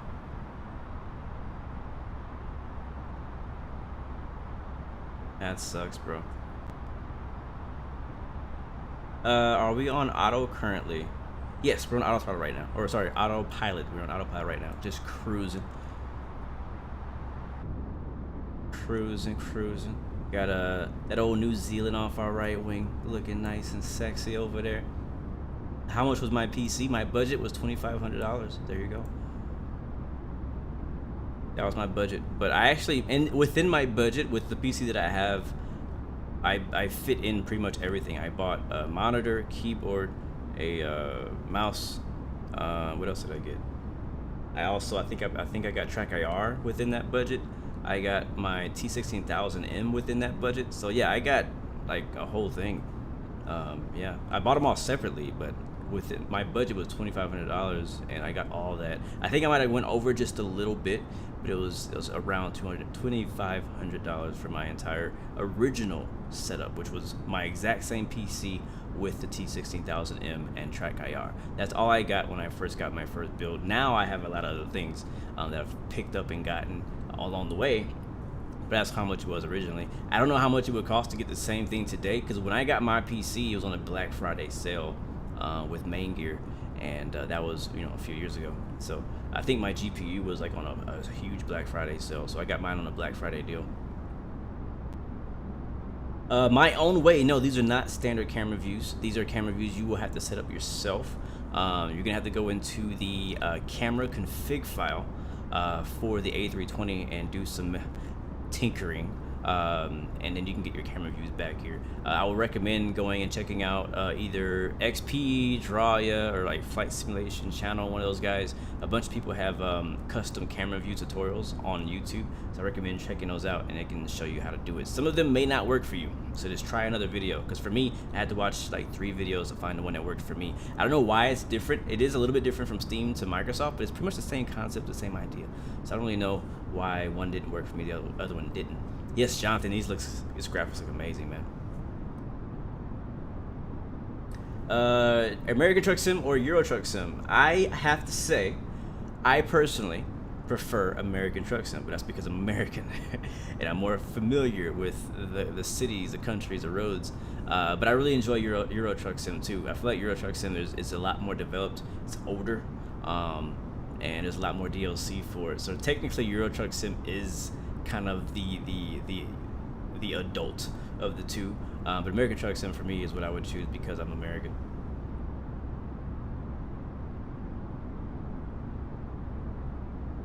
Yeah, these days getting PC parts is even more expensive than ever because of COVID. Everybody is trying to work at home, and everybody's trying to game at home, right? People have more time to game now because of COVID, and they're trying to build PCs because of COVID. So anything that's technical, like any hardware, period, whether it be flight sim hardware, racing hardware, PC hardware, even iPads, all stuff like that, all the prices have jumped up because of COVID because everybody's trying to do things at home.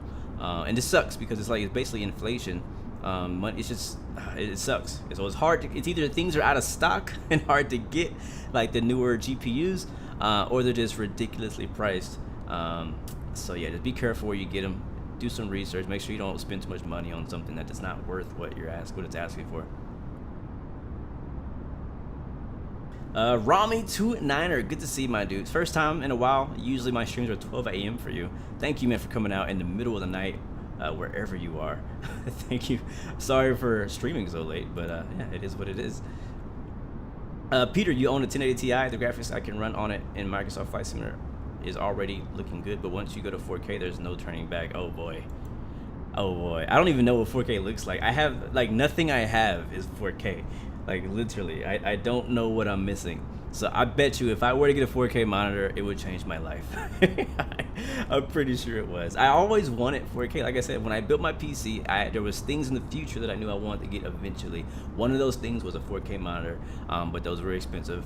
So I got a smaller monitor that wasn't 4K.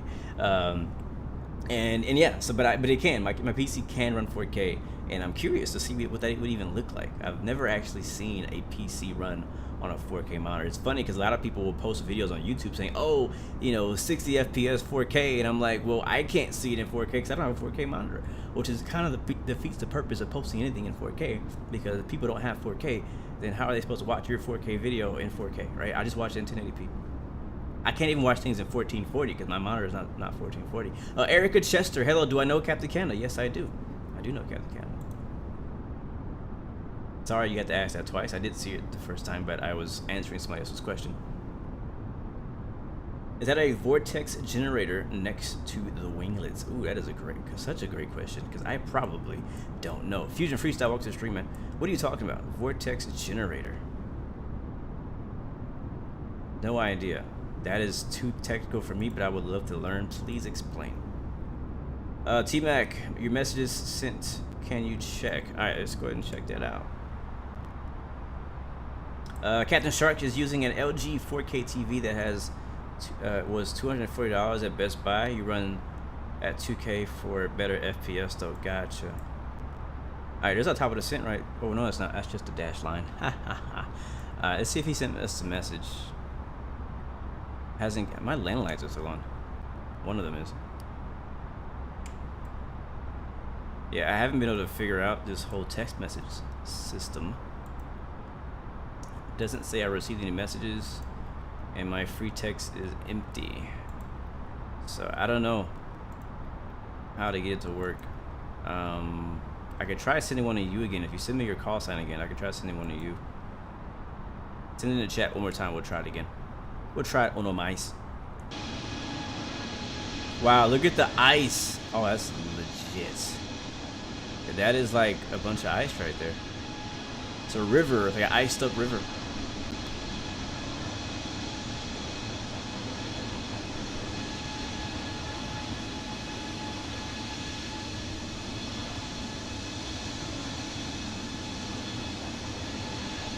Needhal, what's up, my friend? Welcome to the stream. Says you want to try VATSIM, but you're not so confident. How was my experience when I tried VATSIM for the first time? Did I know what to do, or did I struggle to understand? For me, I had somebody help me. I was a part of a virtual airline. Let's get some music going in the background. And we'll turn the plane sounds down a little bit so we can talk. Just don't let me forget to turn it back up. There we go. So yeah, to answer your question, I was very nervous. I was extremely nervous my very first time hopping on VATSIM. But the good thing is I was not alone. I was a part of a virtual airline, and part of that virtual airline was teaching their members how to talk to ATC and how to fly on VATSIM. So like, in order for you to use that virtual airlines call sign, you had to go through like a test and a preparation course that they created that was all free, that would teach you how to talk to ATC, what to expect, what to do with the VATSIM UI, and all this stuff. Is basically a big rundown course on VATSIM. And then you would fly out with like a check ride with like a person who was very familiar with it, and they would basically walk you through the entire process with you, to make sure that you're ready to go and fly with that call sign. So that's kind of the prerequisite, is you had to go out and do a check ride. It was a pretty cool feature that they had. But that was my very first. I think I flew in, I was in the East Coast somewhere. I didn't fly into a big international airport. I was like, I think sensor controller was on, flew to a small airport with like a Cessna. Nothing too complicated, something very easy to kind of get my confidence up. And that's where it started. After that, I was on my own, so I had to start doing my own flight plans, my own flights, and continue to learn from there. But it just got better. The more you do it, the more confident you get. I mean, the people you're talking to are just regular people. They're not, they're just some random person on the other side of the world who loves ATC. You know what I mean? So, and a lot of them are very friendly. And so if you are kind of lost or confused, you can just go on the radio and just make sure that the things that you're saying on the radio is very short. Don't say a whole long excuse about why you're not, able to do something. Like say, hey, or send them a text message and just say, hey, I'm unfamiliar, it's my first time, whatever, on VATSIM. Where the heck is whiskey, right? You know what I mean? We just flew over Christchurch, by the way, guys, behind us. I don't know if we can see. I didn't catch it, but the city of Christchurch in New Zealand, we just passed it. So yeah, that's what I would recommend. But VATSIM now has a program on their website that will teach you how to do VATSIM. So I recommend doing that, and through doing that, you'll get more confident and you'll make it happen. So yeah. White walkers incoming. What does that mean?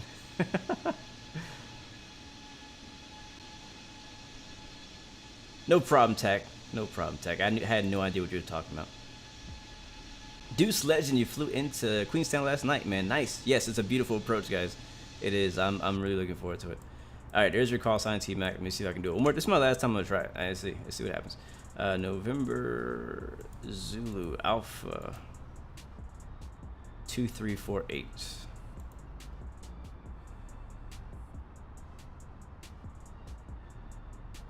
And I was gonna say yo because I don't want to type a long message and then it says fail. TELX not enabled. What does that mean? Alright, I don't know. Maybe, I don't know. It's not working. Let's send a message to myself then. We'll try sending a message to myself. Alright, free text again. And my call sign is BLU116. And then we'll send myself a message. I'm just gonna say blue. Send. Huh. So something, I must not have done something right because it still says telex not enabled.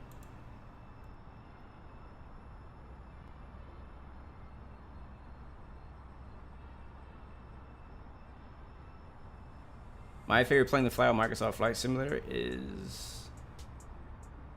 That's a good question. What is my favorite plane to fly?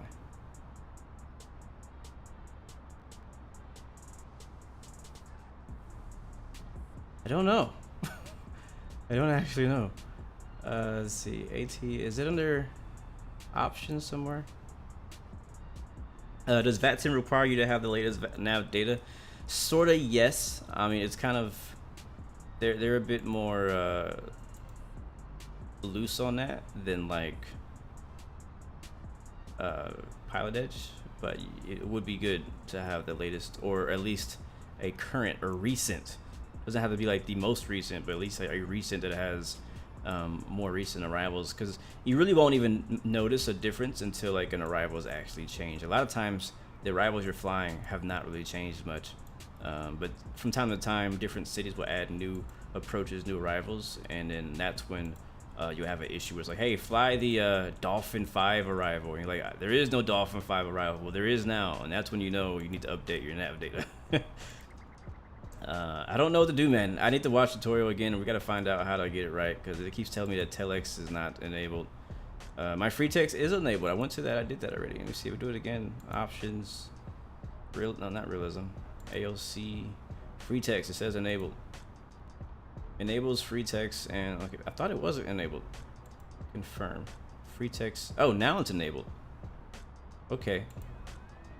Apparently it wasn't enabled. My bad. Alright, ATSU, we'll try it one more time. I miss the GTN-750, man. I really miss that plane. Oh, not the plane, but that add-on. I'm really hoping, they've been really quiet. I haven't heard anything at all from that developer. But I'm really hoping that the people who make the GTN-750 mod for X-Plane, I think they make one for P3D too, possibly. But I hope they come over to Microsoft and start incorporating the GTN-750 into that those planes. All right, I'm gonna try to send my message again. BLUUUUUUU. Send. There it is. It's sent. Okay. Okay, it's working. So now try sending me a message.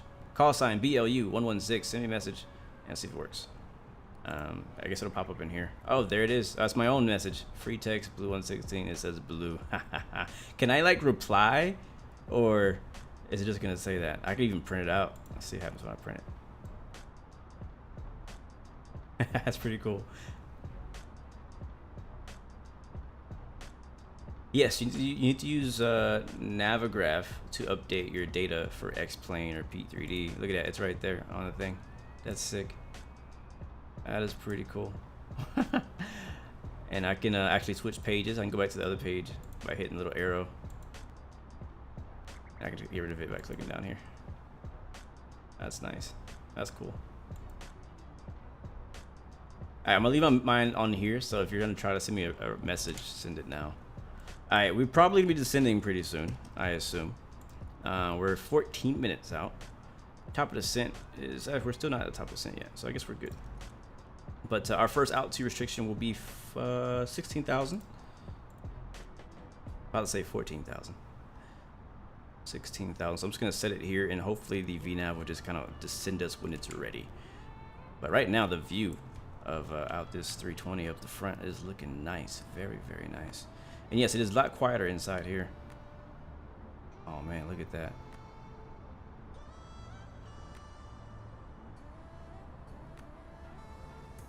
The Navigraph FMS Data Manager does not work on Microsoft Flight Simulator. You have to download a separate installer thingy. It's like Navigraph Beta or something like that. You got to get it from their website to install Navigraph data into Microsoft Flight Simulator. So it's not the usual FMS manager. You got to use a different one. Man wants to be a pilot. Also, 16 divided by 3 is 8. Hey, I'm not good at math either, but I'm still gonna try to be a pilot. I'm really not. I'm gonna do whatever it takes, man. Any infinite flight videos coming up? Possibly. I just don't know when.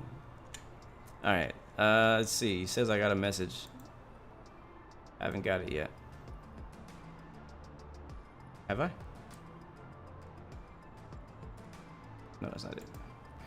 I wish that it would leave your call sign here so I can send you more messages instead of typing it in again. Receive messages. Oh, wait, no. Oh, there it is. There it is. Oh, it's snap. I got a text message. He said the same thing. Blue. It worked, bro. All right, let me do it back. Was it NZWN-NZQN? All right, guys. Now we're just being kids. 2348. Go back. Go back. I just want to see if it worked. That's so cool. 2348, 2348, 2348, 2348.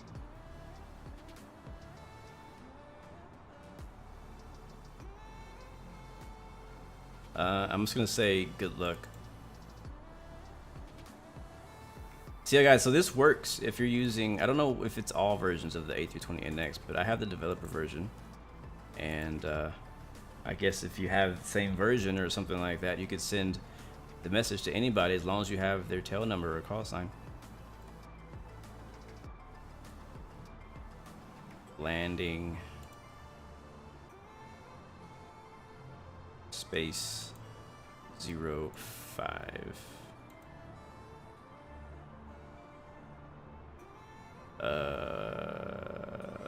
There we go. All right, so I'm gonna send that.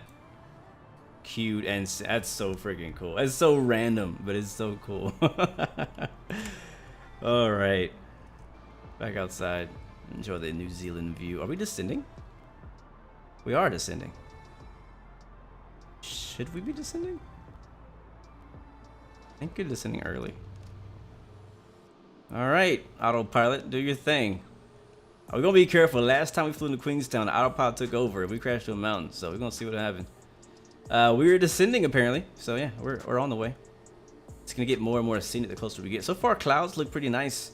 Like they're pretty it's low in areas, so as long as Queenstown doesn't look like this, we should be okay.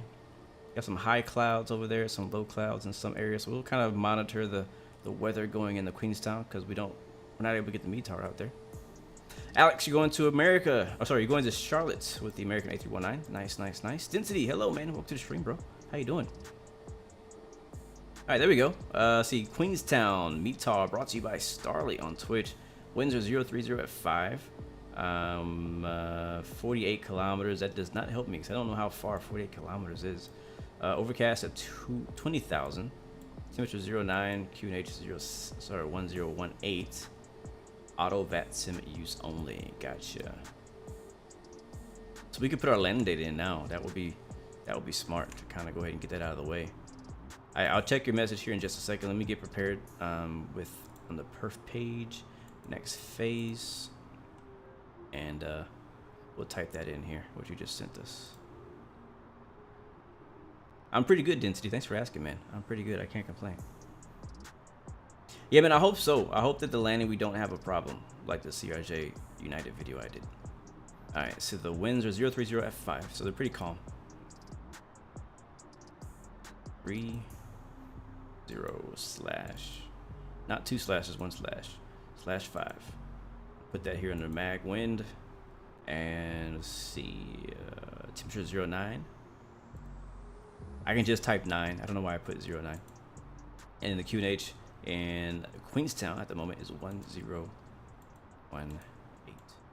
And what I'm gonna do is I'm actually gonna turn on the terrain radar and not the weather radar, so we can keep an eye on that terrain in case our head is down. I think that's all we need. Transition altitude for this approach. Let me find out what it is. It's probably still 15,000 feet, most likely.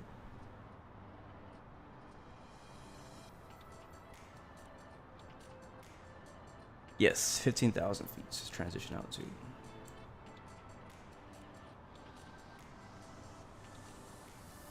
All right, that is in there, and that's good for now. So cool. Back to our flight plan page. We'll kind of watch things. So we're going up to ELRUV, which is the first waypoint on our arrival into Queenstown. I'm gonna actually brief you guys on this entire arrival because it's very interesting. How high are we? 18. Okay, that is okay. We might be a little low.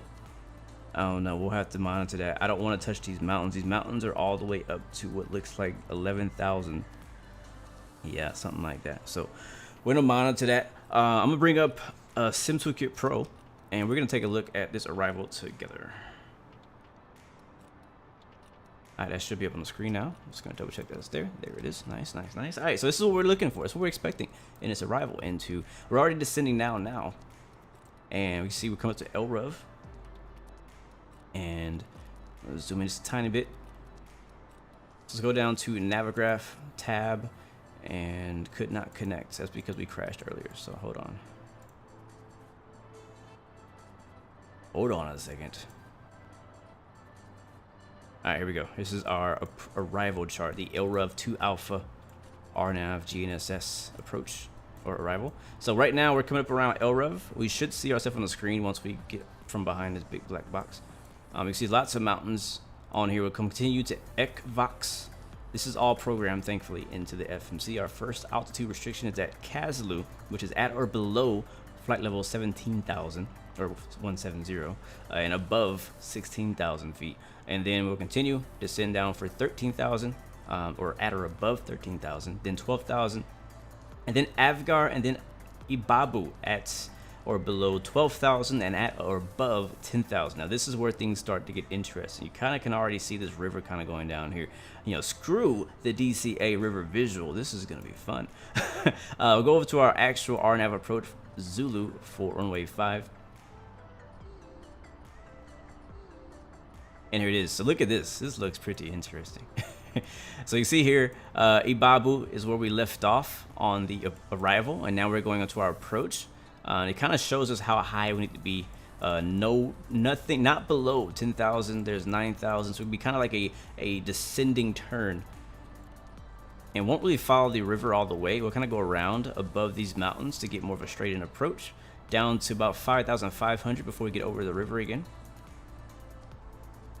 And it will be in the in here. So you can see right here these little dots. It says 59, 6, 64. This is how high the mountains are. So you can see right here we're gonna be at 5,500. So at this point we're gonna be below the ridge line now. The mountains be above us on the left and on the right because the peaks are higher.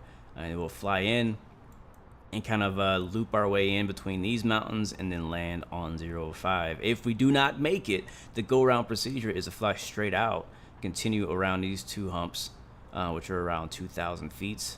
I think that's 7 miles that turn, and then we'll loop back around and over Queenstown Airport and then back out to over here. And then I'm not exactly sure where we need to go out there. I guess there's a hold at Sangu, and then they would probably vector us to shoot it again. Hopefully we make it in our first try. It shouldn't be that difficult, especially if the weather is all right. It shouldn't be bad at all. Why is our plane turning?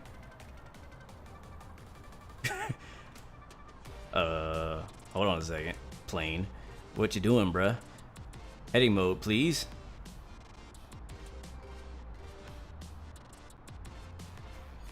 Heading mode, please.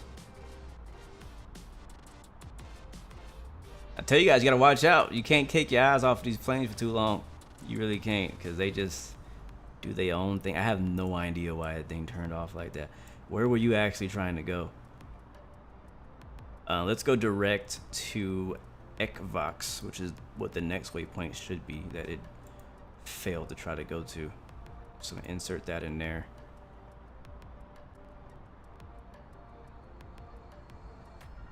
And we could hit, I'm gonna get it back on course and then I'll turn the nav back on. Yeah, that was weird. I know, right? Nice job, autopilot.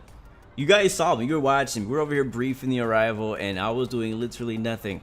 I didn't touch nothing. So yeah, great. I'm just really hoping the weather clears up for us on the way there, because I don't want to land in IFR. I want to actually see this approach. It's gonna be freaking gorgeous. If we don't make it. When I say don't make it, I mean if we're unstable on our approach, like badly, we will instead, you know, go around and try it again. Okay, so it stops us at 16,000. Let's go. Let's hit this button here. It should fly us directly back to EKVOX.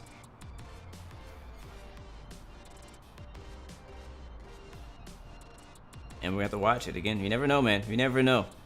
I've had literally no problems with the autopilot lately, but you never know.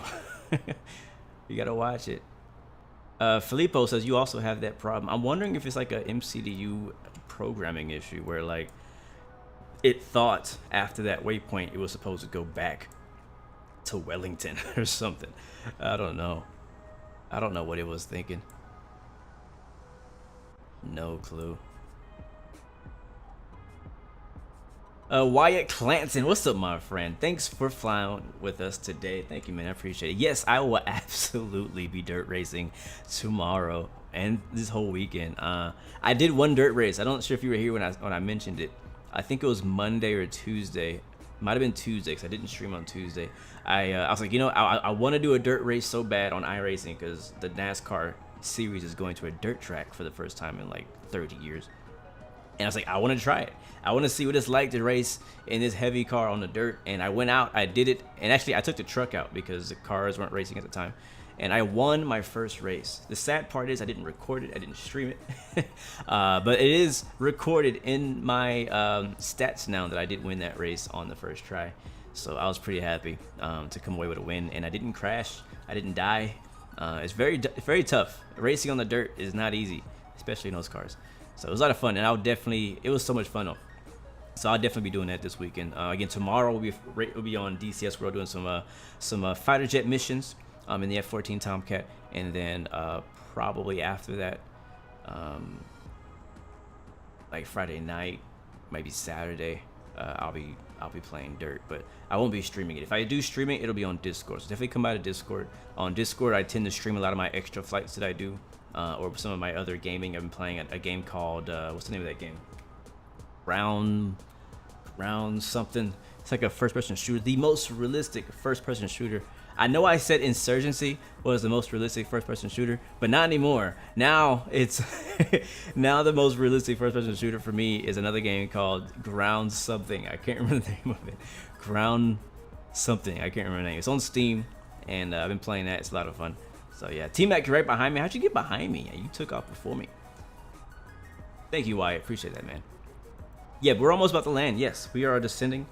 We should actually possibly see our airport once we get to not the next waypoint, but the waypoint after. So we're about, what's that, 25, about 35 miles away. Yeah, it says it here, about 25 miles actually away from seeing the airport. It's gonna be over here somewhere. So we're gonna overfly it. We're gonna get kind of close to it whenever we see it. If it's too cloudy, we'll change the weather up and do our own weather preset.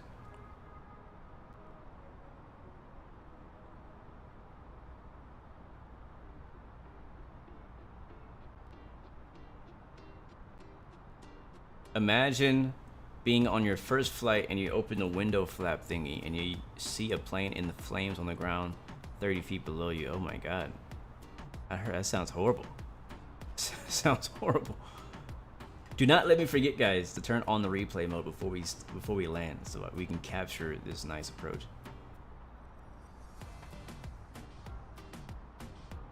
Scott Shook, okay, great. I'm not the only one, so you're playing the same thing last night. Okay, cool. So it must be some kind of bug that you have.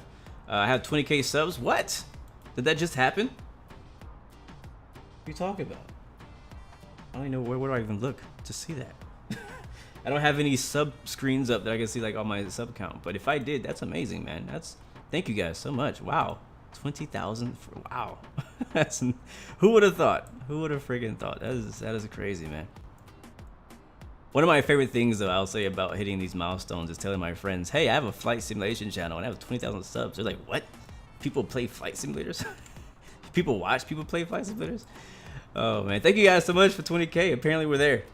Thank you so much for that, man. That's amazing. That is amazing. We're going to have to do a special flight probably next week to celebrate that. All right, there's our airport right there.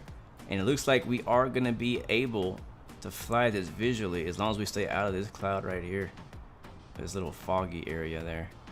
We should be good to go.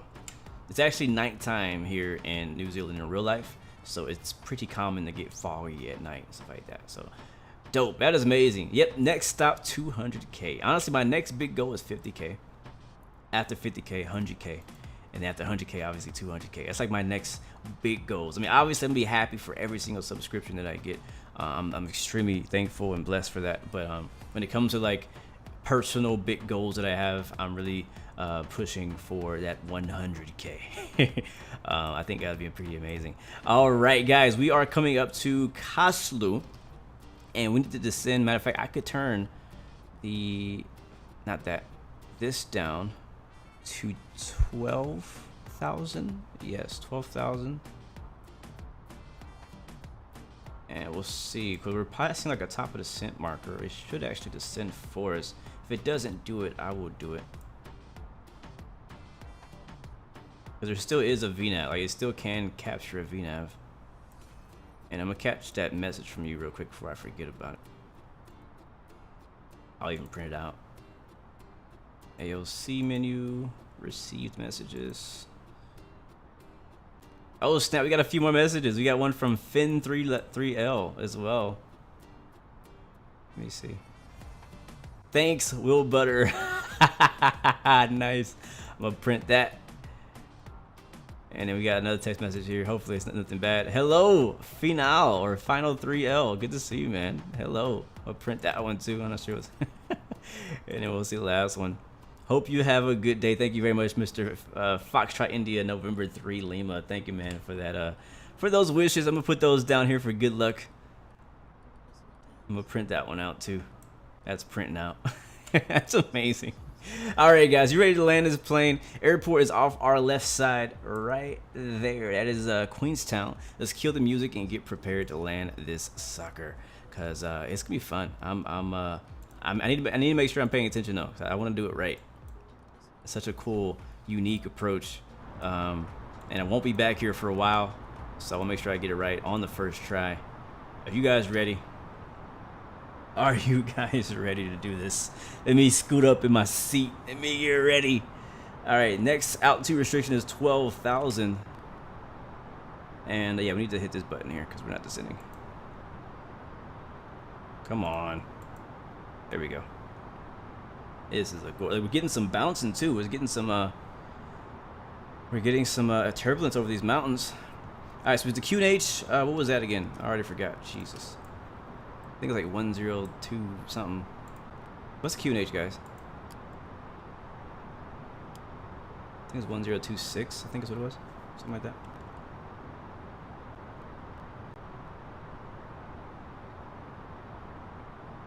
Alright, so you can already kind of visualize what our arrival looks like. So we're landing here, 05, off our left now. We have some clouds to worry about. They're kind of low, but they're not too high. We might be able to just skim right over top of those and make it. You can see we're actually gonna be flying over this river. We're not gonna turn here. We're gonna fly over this river, over these mountains, and then make a left turn to come back in over there. So that's kind of what to visualize what that looks like. That's what it's gonna be. So I'm gonna go ahead and turn the landing lights on now and get that out of the way, because I have a feeling it's gonna get a bit busy here.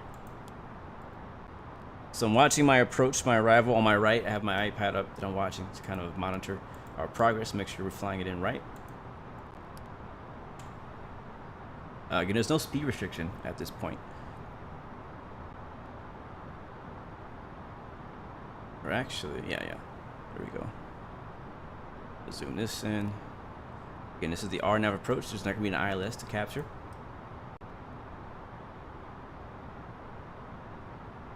And I'm actually going to start the replay now. This would be a good point to start it.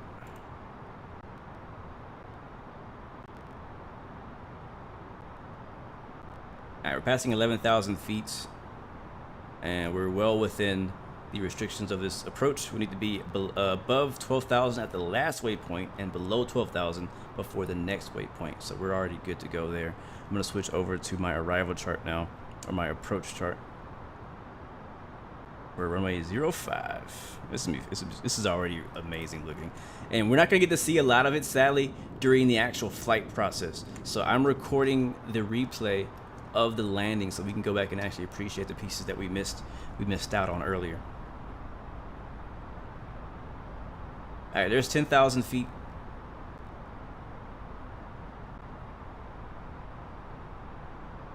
So I'm gonna kind of sure switch it down to like 8,000. Just gonna be careful. I don't want the plane to descend on its own and put us in a mountain, so I'm being very careful. Interesting enough, my terrain radar is not working. Don't know why it's not working, but it's not working. Look how close we are to these mountains. I'm so tempted to go to outside of view, but I gotta remember we can do that later.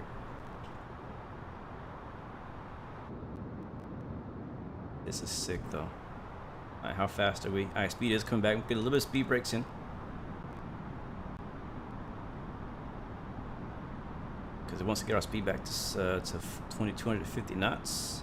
Because we are descending now below 10,000 feet. I'm going to bring this all the way down to 3,000 or 5,000. This is so dope. The clouds were kind of like just in the perfect positions for us to do this. They're just a little high, not too low. It is a little bit overcast over to the south.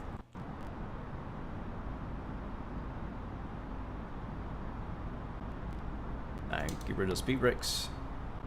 Alright, make sure we're good up top. Land lights are on, the strobe lights are on, seatbelt signs are on. Go down here, we're squawking, We'll arm our spoilers. We shouldn't hopefully need them anymore. I'm gonna go add 1 knot to flaps. Okay, we're too fast. Too soon. Too soon. Too soon, Blue. Too soon. I'm sorry. I'm sorry. Too soon. Got ahead of myself there.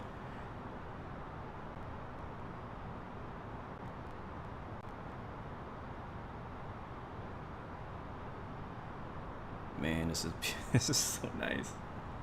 This is so nice.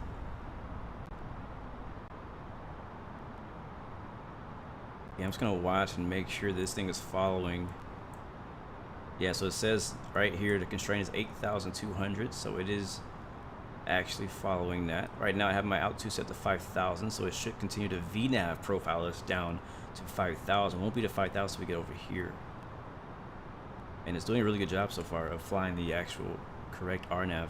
It's so interesting. Look how close we're getting to these mountains. It's so cool. And look how much we're getting bounced around from the currents flying over the mountains as well.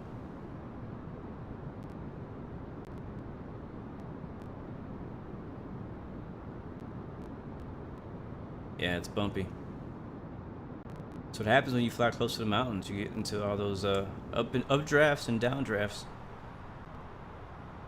The good thing is that it's not an incredibly windy day, so it's bearable.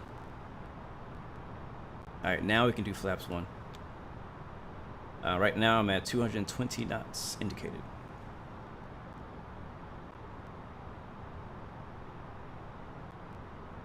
Yeah, the replay is gonna be freaking epic, and I'm gonna watch the whole thing. Hopefully, hope you guys don't mind. I want to watch the whole thing to see how this looks because it's so much. So we know that our airport is over here somewhere where those clouds are.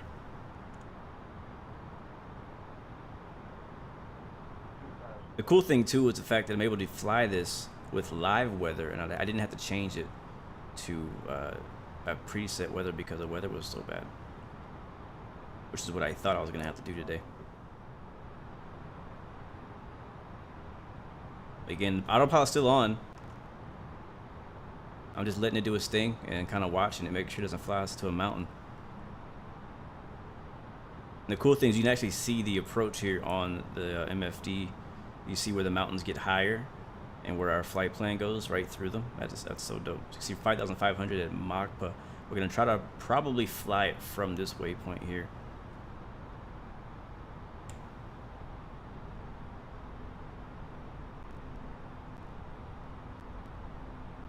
So sick, man. Yeah, mountain chop is always fun. I just love the fact that you get mountain chop in the sim, you know. In real life, you probably wouldn't want any mountain chop. It'd be very uncomfortable. But in the sim, it's so nice they actually were able to simulate the wind currents flying over the surface of the mountains, creating turbulence up at these altitudes.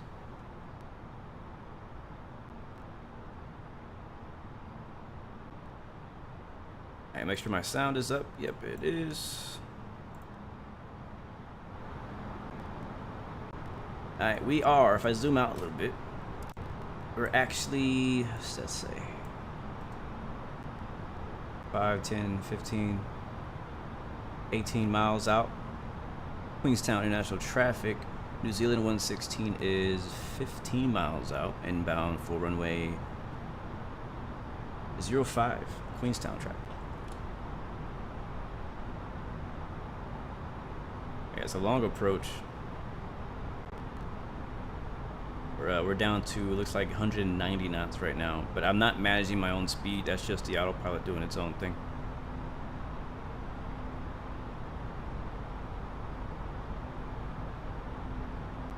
All right, we have a request for butter. Butter's coming up, guys.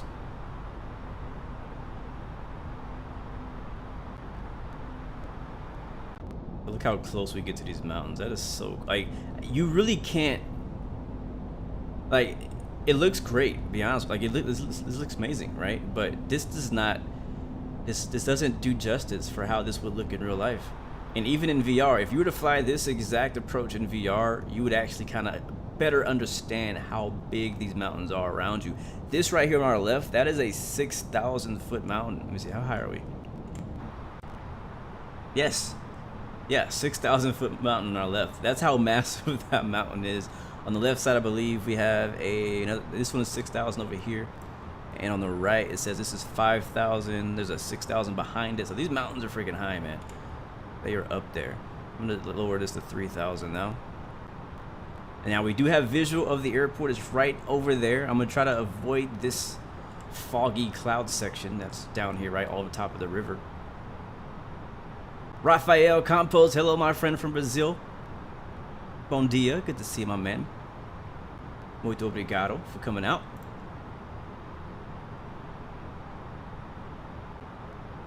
So I want to see, we're doing an RNAV. I have the VNAV running us. I want to see if it flies us into this cloud or over it. I just want to kind of see what happens.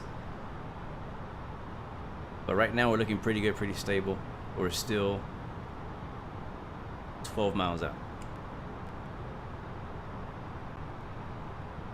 Cadrona Ski Resort on the left. Oh, nice. That's cool. Be nice if that was modeled, right? Pretty cool. Yeah, like now we're in it, guys. We're now below the ridges. This is so dope. So dope. Bohemian Pilot. Oh my god, negative 420. We are landing in Queenstown, New Zealand. For those of you who have just joined us, and we have much more to go. I'm gonna give you guys a quick update on the actual flight plan as we kind of get through the. It's kind of straight in from here, sorta. You can see there on your screen. This is a Sim Toolkit Pro showing. I'm gonna hide this. Showing our approach. So we flew all of this around the mountains, and now we're over the river, coming up to Amubo, and we're kind of S-turn just a little bit and have a right turn into runway 5 if we fly it exactly. So that's where we are right now, just letting you know. Yes, we are on VATSIM, but there's no ATC right now, so we're just kind of calling our radio calls. Queenstown traffic, New Zealand 116 is inbound, RNAV 05, 10 miles, Queenstown. Do I speak Spanish? A little bit, yes, a little. I only have a 430-day streak on Duolingo. Something crazy like that. Something crazy. I also speak a little bit of Portuguese because I went to Brazil a few times and I was learning Portuguese for a few years. So I'm not fluent at either though, but I am learning those languages. I love them. I love those languages. Can we do flaps 2? Are we slow enough for flaps 2? Yes, we are. All right, our airport's right here. You see it? I see it. I'm gonna zoom this in. We are now 7.5 miles out. I am gonna take control. All right, beautiful people, my controls. Pull that power back a little bit. Auto throttle's also coming off. We'll drop the gear another notch, and sorry, there's a gear right there.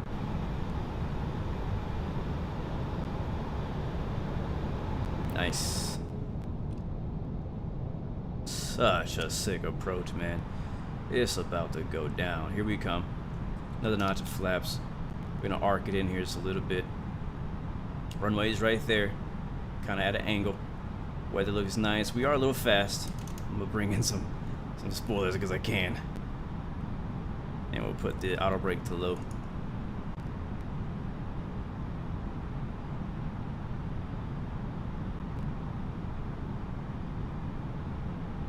Yeah, I think because I wanted to see the gear drop, I got a little high. It's okay. Alright, let's pull up.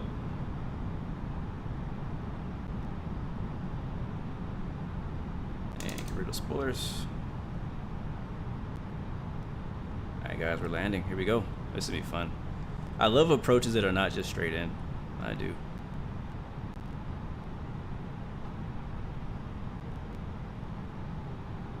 There's only 5 knots of wind coming from off our left side. Shouldn't be much of a factor.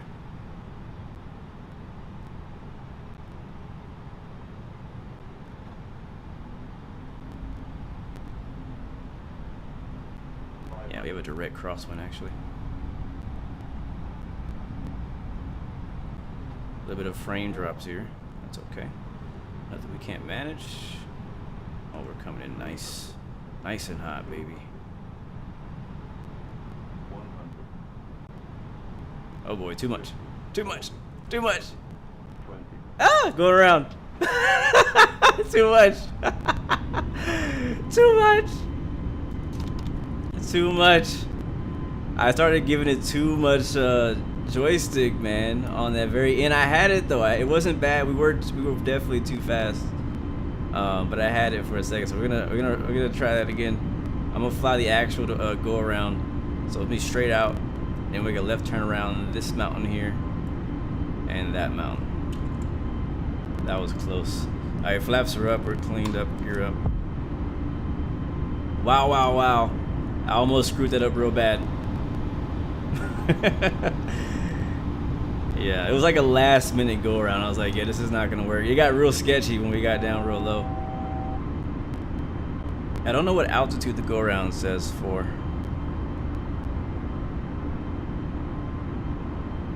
I think it's 10,000.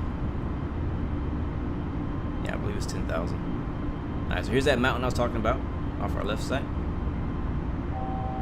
I know the replay is gonna be even longer now. Hopefully it can handle it. Alright, let's pull that power back. We're going well fast enough. There we go.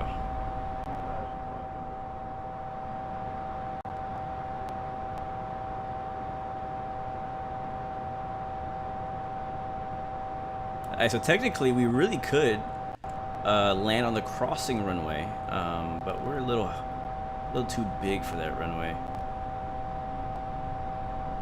Alright, the reason that noise is happening because of this. It's a 10,000. That'll be the altitude we'll hold at. Wow, that was that got sketchy real fast. That got real fast. I was like, all right, yeah, we're good, and I was like, wait a second, no, we're not. All right, that's our airport right here. So you see that river, or that little gap? I don't know, is it that way? Yeah, no, that's where we came from. We want to go that way over there. So we're gonna basically loop right back over the top of this river. And what I'm gonna do is I'm gonna continue that way. I'm gonna go right from there and come back in and try it a second time.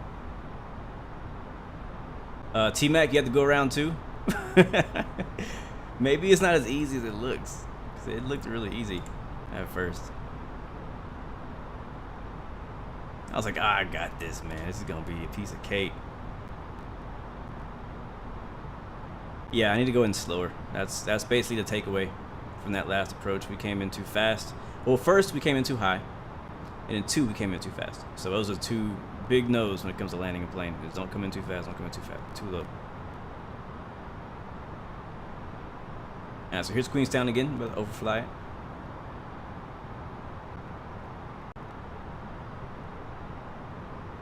And I think we're actually supposed to go even wider than we went. Yeah, we're supposed to go around there, so I went a little shallow on that go around turn. I thought we were somewhere else. That's okay.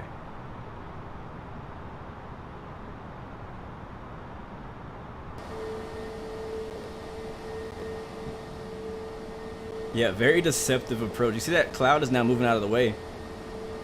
So we should have a really good approach this time. Yes, this will be a very interesting replay. I'm gonna try to catch that that go around too, whenever we get there. All right, when you continue climbing again, 10,000 feet is what the go around says us to do, and we're only at 3, so we're not high enough to get over these mountains. And that's kind of the goal. Still flying it by hand though. We'll just fly the rest of this by hand because why the heck not? It's like I think flying by hand should be our punishment for not making it the first time. See all the terrain down here on our screens all red, showing that we're lower than it. Those mountains are just massive, man.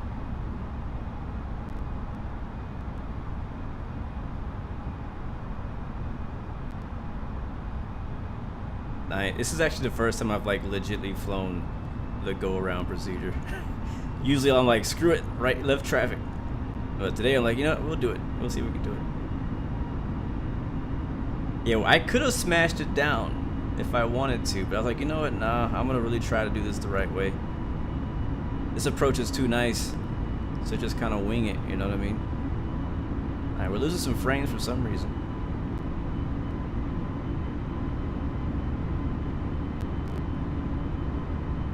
So I'm gonna go ahead and break off this way, and then, oops, we'll come back down over here. We'll go over this mountain, and we'll kind of dive that back in when we find a gap.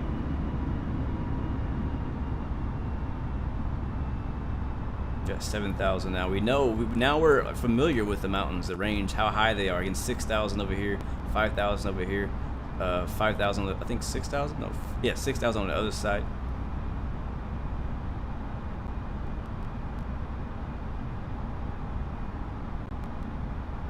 This is fun. I'm having fun. How you guys doing? You all right? Did you spill your coffee on that on that toga?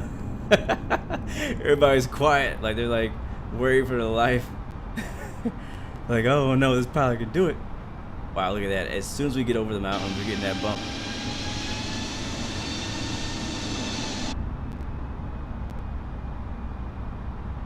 Wow, this is crazy. Flying it by hand, you really feel the bumps even more because autopilot already kind of like trims out and anticipates for it, I feel like. But whenever you're flying it by hand, you actually have to do more corrections to get it where you want it. All right, we're at 9,000 now. It's pretty high. There's a lot of time there, so we could possibly cut in right around here. Trying to find a good spot to enter back in. I don't want to get too high because I don't want to come in too fast again. Your coffee spilled all over your Gucci. Thanks, Cap. Oh, man. Jay needs another whiskey. Copy that. Bounty, bounty, bounty.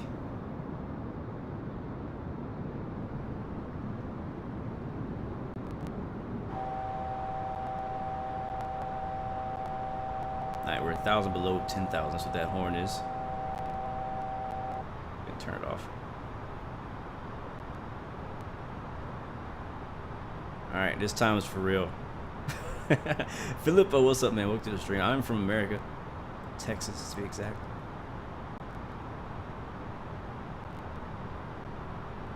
Alexander, this is Airbus from another account. Oh, okay, cool, cool. How many accounts you got, bro?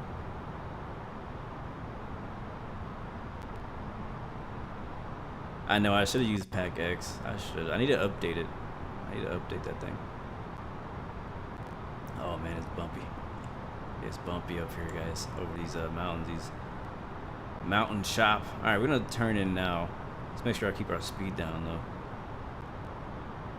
I'm gonna actually take control of the speed. You know what, screw that. We're just gonna do completely automated. Turn off auto throttle.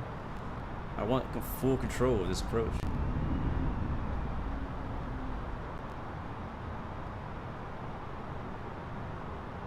Alright guys, we're gonna be pulling it, coming close, man. Don't worry guys, I'm an F-18 pilot. I'm an F-16 pilot, I'm an F-14 pilot, A-10. So we're good. When it comes to maneuvers, I got you. I got you. I got you. Put some speed brakes in because we're gonna be descending very quickly.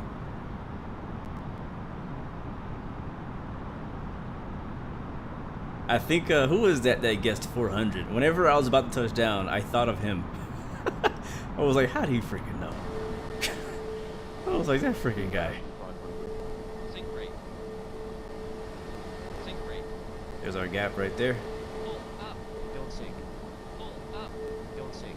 I think everybody's guessing higher now. They're like, all right, I think I guessed too low.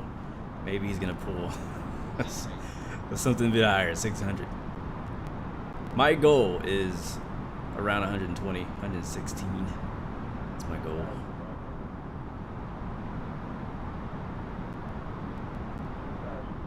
Alright, Starlight coming through with the METAR once again. Winds are 050 at 7. Visibility is 49K. Overcast 18,000. Temperature 06, 2.0. Oh, sorry. Temperature 09, 2.06. QNH 10218. So my QNH is a bit off. Alright, let's try this again, guys. We're turning in over the river. So at this point, we need to be around 5,000. We're a little low, so we'll just hold 3,000 feet until we get back on course. Dylan says, judging by the wind and turbulence, but between 300 and 100. I think it's a pretty accurate prediction right there. I think that's pretty realistic prediction. Around between 3 and 100. It's kind of what I'm thinking too, to be honest with you.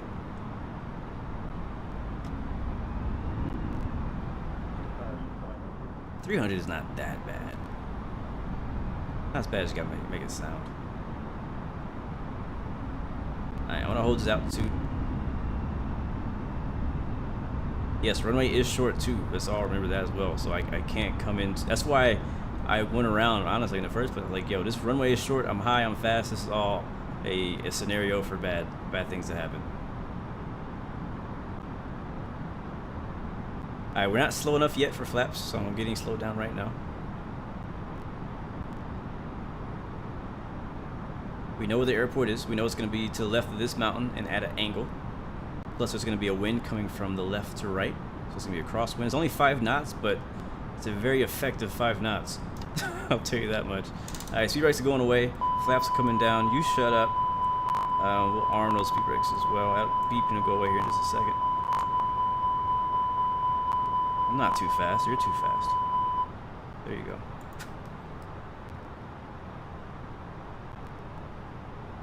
All right, taking you guys' advice in the chat. I hear you. I'm listening. I'm listening.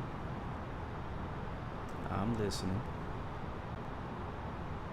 All right, at a mobile, which we're coming up right now, and to be at 3,100. We are at 3,100, so that's great. At least I'm doing something right. And we are 7.5 miles out, so we call a 5-mile final. So we'll say. Queenstown traffic, New Zealand 116 is 5-mile final, runway 05, Queenstown. Go ahead and drop that gear. No playing around this time.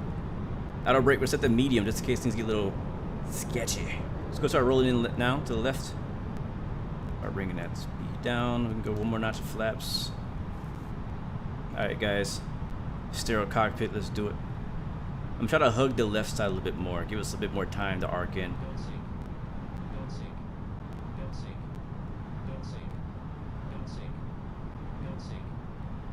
Alright, throttle is idle right now. I'm not even, I was trying to bleed off speed.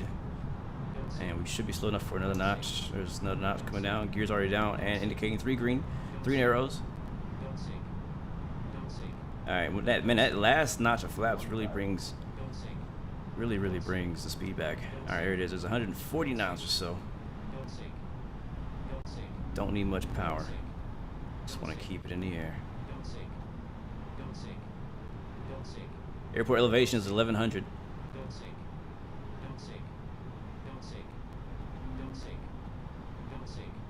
I'm gonna turn in a little earlier this time because that wind is gonna want to push us. Maybe not. Maybe I'll go in about the same.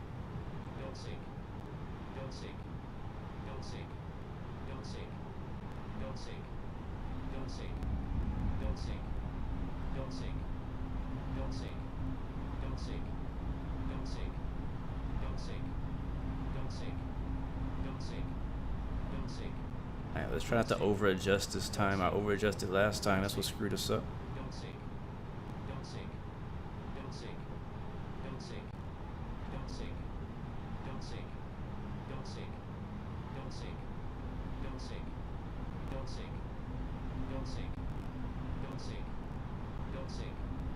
That wind, oh my god.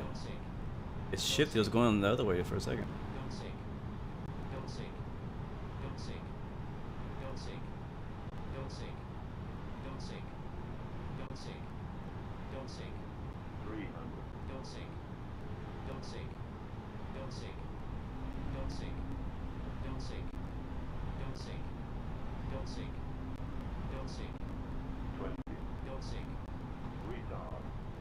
Come on, baby, put her down. Put her down. Don't float too much, man. I had 120 knots. Why am I floating? And the wheels are down. We're going to get the reverses out. Oh my god. And we're gonna just barely make it. Oh, or maybe not. Oh, thank you, CRJ. Woo, we barely made that, guys. We barely made that. Yeah, I should have probably did auto brake to max. I'm gonna back taxi here. I don't think that's actually a taxiway, from what I remember. Ay. Actually, it is a taxiway. We'll still back taxi. All right, reversers are off. Jesus, we almost have to go around again. Almost. How hot are the brakes? They're actually not that hot. Surprisingly, I was on them too. I was on them brakes. Come on, turn. This is why we need nose wheel steering in Microsoft Flight Simulator. Come on, man. Turn.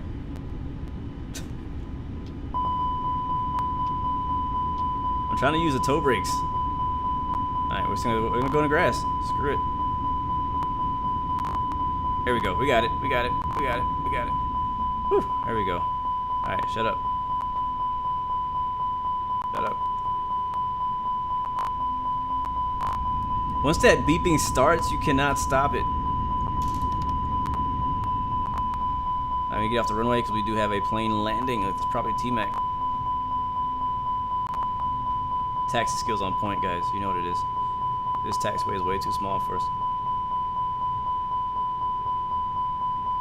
Welcome, ladies and gentlemen, to Queenstown, New Zealand. Sorry for the delay. I really need to find out how to get that thing to shut up. Speed brake. That's what it's telling me. Speed brake.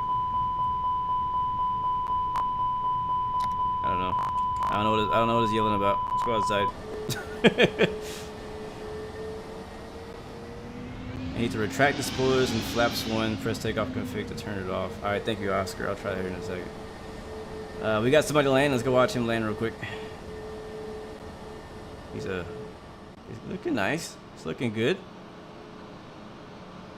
Put it down pretty hard. Oh boy, yeah, that was a bit rough. that was a bit beyond firm right there, my friend. Welcome to Queenstown. Exit to the left. All right, you said I need to retract the flaps. Flaps are up. That's up. And I gotta hit config something. Where is that button at? Yeah, everything is up. Like the flaps, everything is good. Flight control MCDU disagree. Oh, flaps 1.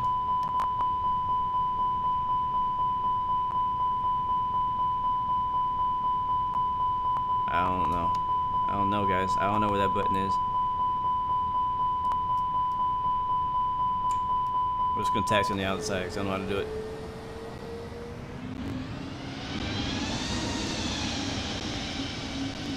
In the grass. Oh man, that was something else, wasn't it? T-Mac said that was hard. I told you, man, it wasn't gonna be easy. It wasn't no regular old ILS approach. That's not what it was. Sensor pedestal just below the screens. I'll thank you, Scott. I'll check it out here in a second.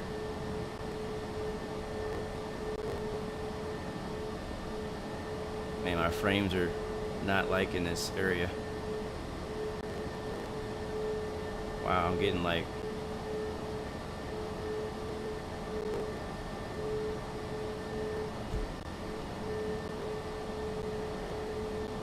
it's like stuttering here and there. You're riding dirty, yes sir, Captain. Now. If we could just make it back to the gate, that'd be amazing. Alright, I'm gonna see if I can find it. Under the lower. Oh, there it is. Oh, I gotta do that and then do it. Let's see. I got rid of a bunch of it. Slats not in takeoff config. I'll press it again. There it is. Oh, thank you, Jesus. That was so annoying.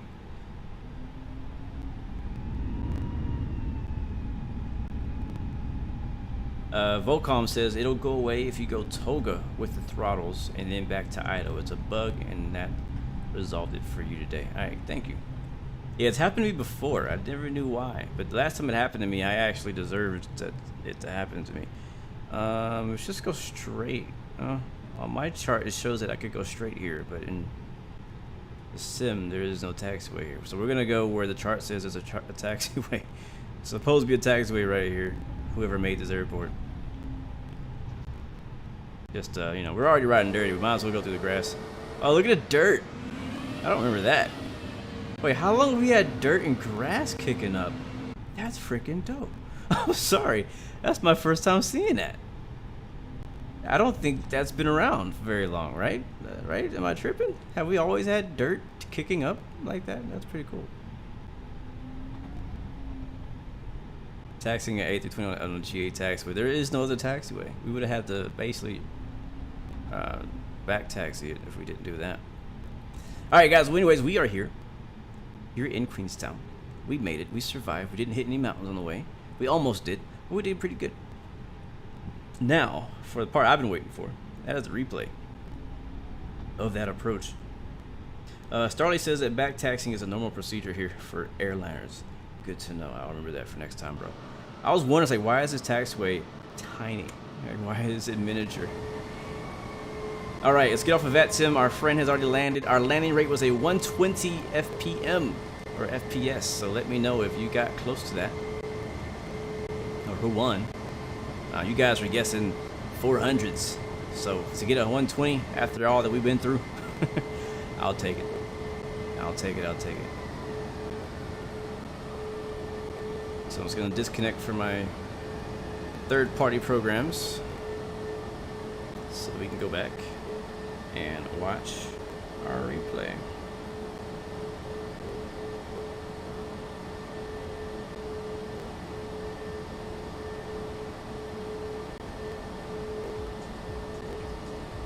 All right, let's do it. All right, replay's gonna be pretty long. I'm not gonna watch the whole thing because we basically did the approach twice.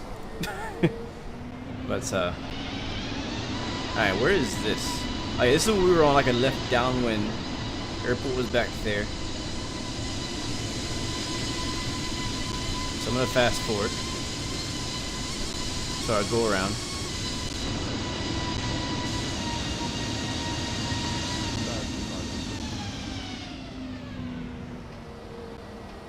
Alright, here we go. This is close enough. Time for the 15-minute replay. More like a 30-minute replay. Alright, so I did have the speed brakes out because I knew and I was aware that I was fast. So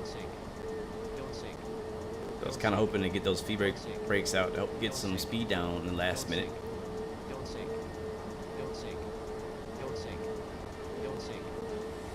I know, it said that when we were flying it. Don't sink, don't sink. Like almost the whole time.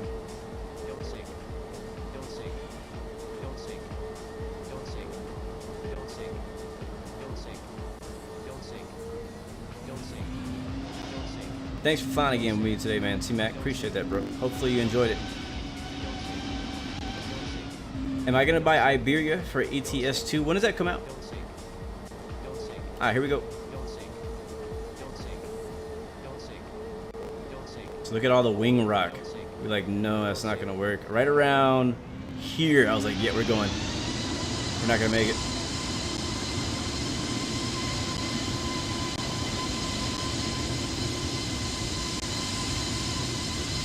Not gonna make it.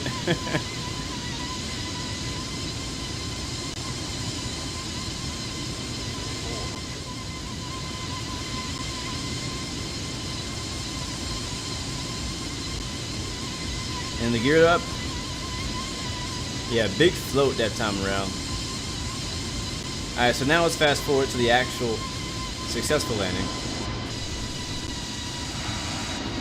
Oh, that's too far. It's too far. Let's go back a little bit. And we did float pretty bad on the actual landing too. It was pretty big time. This is not a good runway to float at because it's so short. Uh-oh, please don't crash. No! Oh my god. Are you serious? That was the freaking best part. We all just wanted to see the replay, man. Oh my god. I'm so upset right now. Oh my god. What the heck, man? Oh jeez. Well, that's all I got for you guys today. Man, that's a bummer we couldn't. I probably tried to go too fast. That's what it was. Tried to speed past that process and make it happen. It wasn't working. It wasn't having it. It wasn't having it. Let me see. Do I have a camera view? I got this weird view I could use. It's so weird. It's like, hey, there's a little me, big me right there. But guys, thank you so much for coming out. It was fun. It was really fun to fly. I highly recommend. Apparently one of you guys was also flying to New Zealand earlier today, so I'm sure you experienced how amazing it was. And it was so much fun. The whole flight was beautiful. It was gorgeous. It was nice. Yeah, I would love to do it again sometime for sure. For freaking sure. New Zealand, guys, it's a place to be, man. It's a place to be. Let's do some shout outs. We'll get out of here for the day. Thank you guys so much for hanging out with me today and flying with me. If you were able to come out and fly, if you're just riding along, it is all good. Whatever you're doing to support the channel, it is amazing. Thank you so much for hanging out. You can see my whole setup here now here at the end. But come in the chat, guys. Show me some love, man. 20K, man. Thank you so much for 20,000 subscribers to this YouTube channel. A lot of you guys, some of you guys are new, some of you guys are, you know, kind of been here for a while, and some of you guys are what I call OGs. You've been here since like the beginning, since Infinite Flight days, back since GTA 5. But man, thank you guys so much for coming out. It's been fun. It's been a fun ride, a fun journey, just enjoying every day at a time, man. I'm not taking it too fast. I mean, subscribers are amazing, and it kind of shows a milestone, but you know, my goals are much higher than just subscribers, you know what I mean? So I'm hoping to do some more things that I think you guys would be excited about. Again, we're gonna definitely celebrate our 20K special probably within the next week or so, as I get things prepared and ready to go and to do something. If you guys have suggestions, I know you guys want me to do a long haul, and I don't like long hauls, and I don't want to do a long haul, but for you guys, I might consider taking a day off or something and doing a long haul. So let me know on my YouTube community area or on Discord if you have like feedback, suggestions on what you would like to see me do, what you would enjoy to see and watch. If a long haul, what long haul would you like to see? Let me know. Let me know. But 20 freaking K, guys. That's freaking amazing. That's freaking amazing. Anyways, guys, let's finish it out. Let's close it out. Jack Sorrows, thank you very much, my man, for coming out and hanging out with me today. Thank you for the congratulations. Alex Pete, the same to you, my friend. Appreciate that. You gonna play the bus? Just came out in early access. I don't know. I might give it a try. I'm not against driving buses around in circles. I might. I don't know. I like trucking. I might like bussing. So I'll take a look. Thanks for bringing that to my attention. I'll definitely look into that. I love early access games. I love like testing things and trying them out early, getting a quick early opinion on it. You know what I mean? Deuce Legends, thank you very much, my friend. We're not quite at 20K yet on Twitch, but we are definitely growing a lot on Twitch. I know I haven't been acknowledging it that much lately, but the Twitch support has been growing rapidly. Thank you guys so much for people who are supporting the Twitch channel and the YouTube channel, wherever you're supporting from. Thank you guys for supporting the Blue Games brand in general, man. It's amazing. Paul Donovan, thank you for coming out as well, man. Oscar representing Finland, coming out, rocking with us, man. Thank you so much, Mr. Music for All. Thank you, my man. I did not miss your comment yesterday. I saw it. Thank you for coming out, bro. Who else? T-Mac Voye, again, thank you, my friend. Mucho obrigado. Sorry, muito obrigado. Mucho gracias to everybody out there. Merci beaucoup, my friends. Appreciate that. Who else? Am I missing anybody? Vocom, Niman, T-Mac, Deuce, again, thanks to you, my man. Pixel, I see you, my friend. Appreciate that very much. Tac Observer, thanks for coming on, my man. Thanks for congratulations. Rami29er, thank you very much, my friend. Nightbot, thanks for showing up consistently. Man, Browning, thank you for the subscription. Oh, thank you for the rescribe on Twitch. Thank you for that, man. Appreciate it, bro. We gotta hop on squad again sometime this weekend. We're gonna make it happen for sure. For sure. Chief Senpai, thank you for all the love and support, my man. I appreciate that. I'll definitely be sliding in on one of your live streams coming up pretty soon, man. Am I missing anybody? I hope not, because all you guys definitely deserve all the love in the world. Zylee, thank you again, my friend. Appreciate that. Appreciate that. Let me see. Just gonna make sure I haven't missed anybody before we dip out of here. Chances, thank you again, my man. Peace. I see you. Appreciate it. See ya. All right, I think that'll do it. Peter Piper, Pumpkin Eater, my man. Gray Stream, thank you very much for that. For coming out. I'm sorry. I'm not making fun of you. When I think of Peter Piper, I think of Pumpkin Eaters. That's just me. Anyways, guys, we can get out of here. We're gonna get out of here. Thank you guys. Hopefully you enjoyed this flight from Wellington to, where do we go? Queenstown, New Zealand, in the Flybywire A32NX with the Thrustmaster TCA Officer Pack with the throttle and the add-on. We're rocking it today, guys. Thank you so much for rocking with us. Remember, you have 3 choices: give up, give in, or give it all. You got peace, love, and God bless you. I will see you guys next time, next video. I'm all the way out.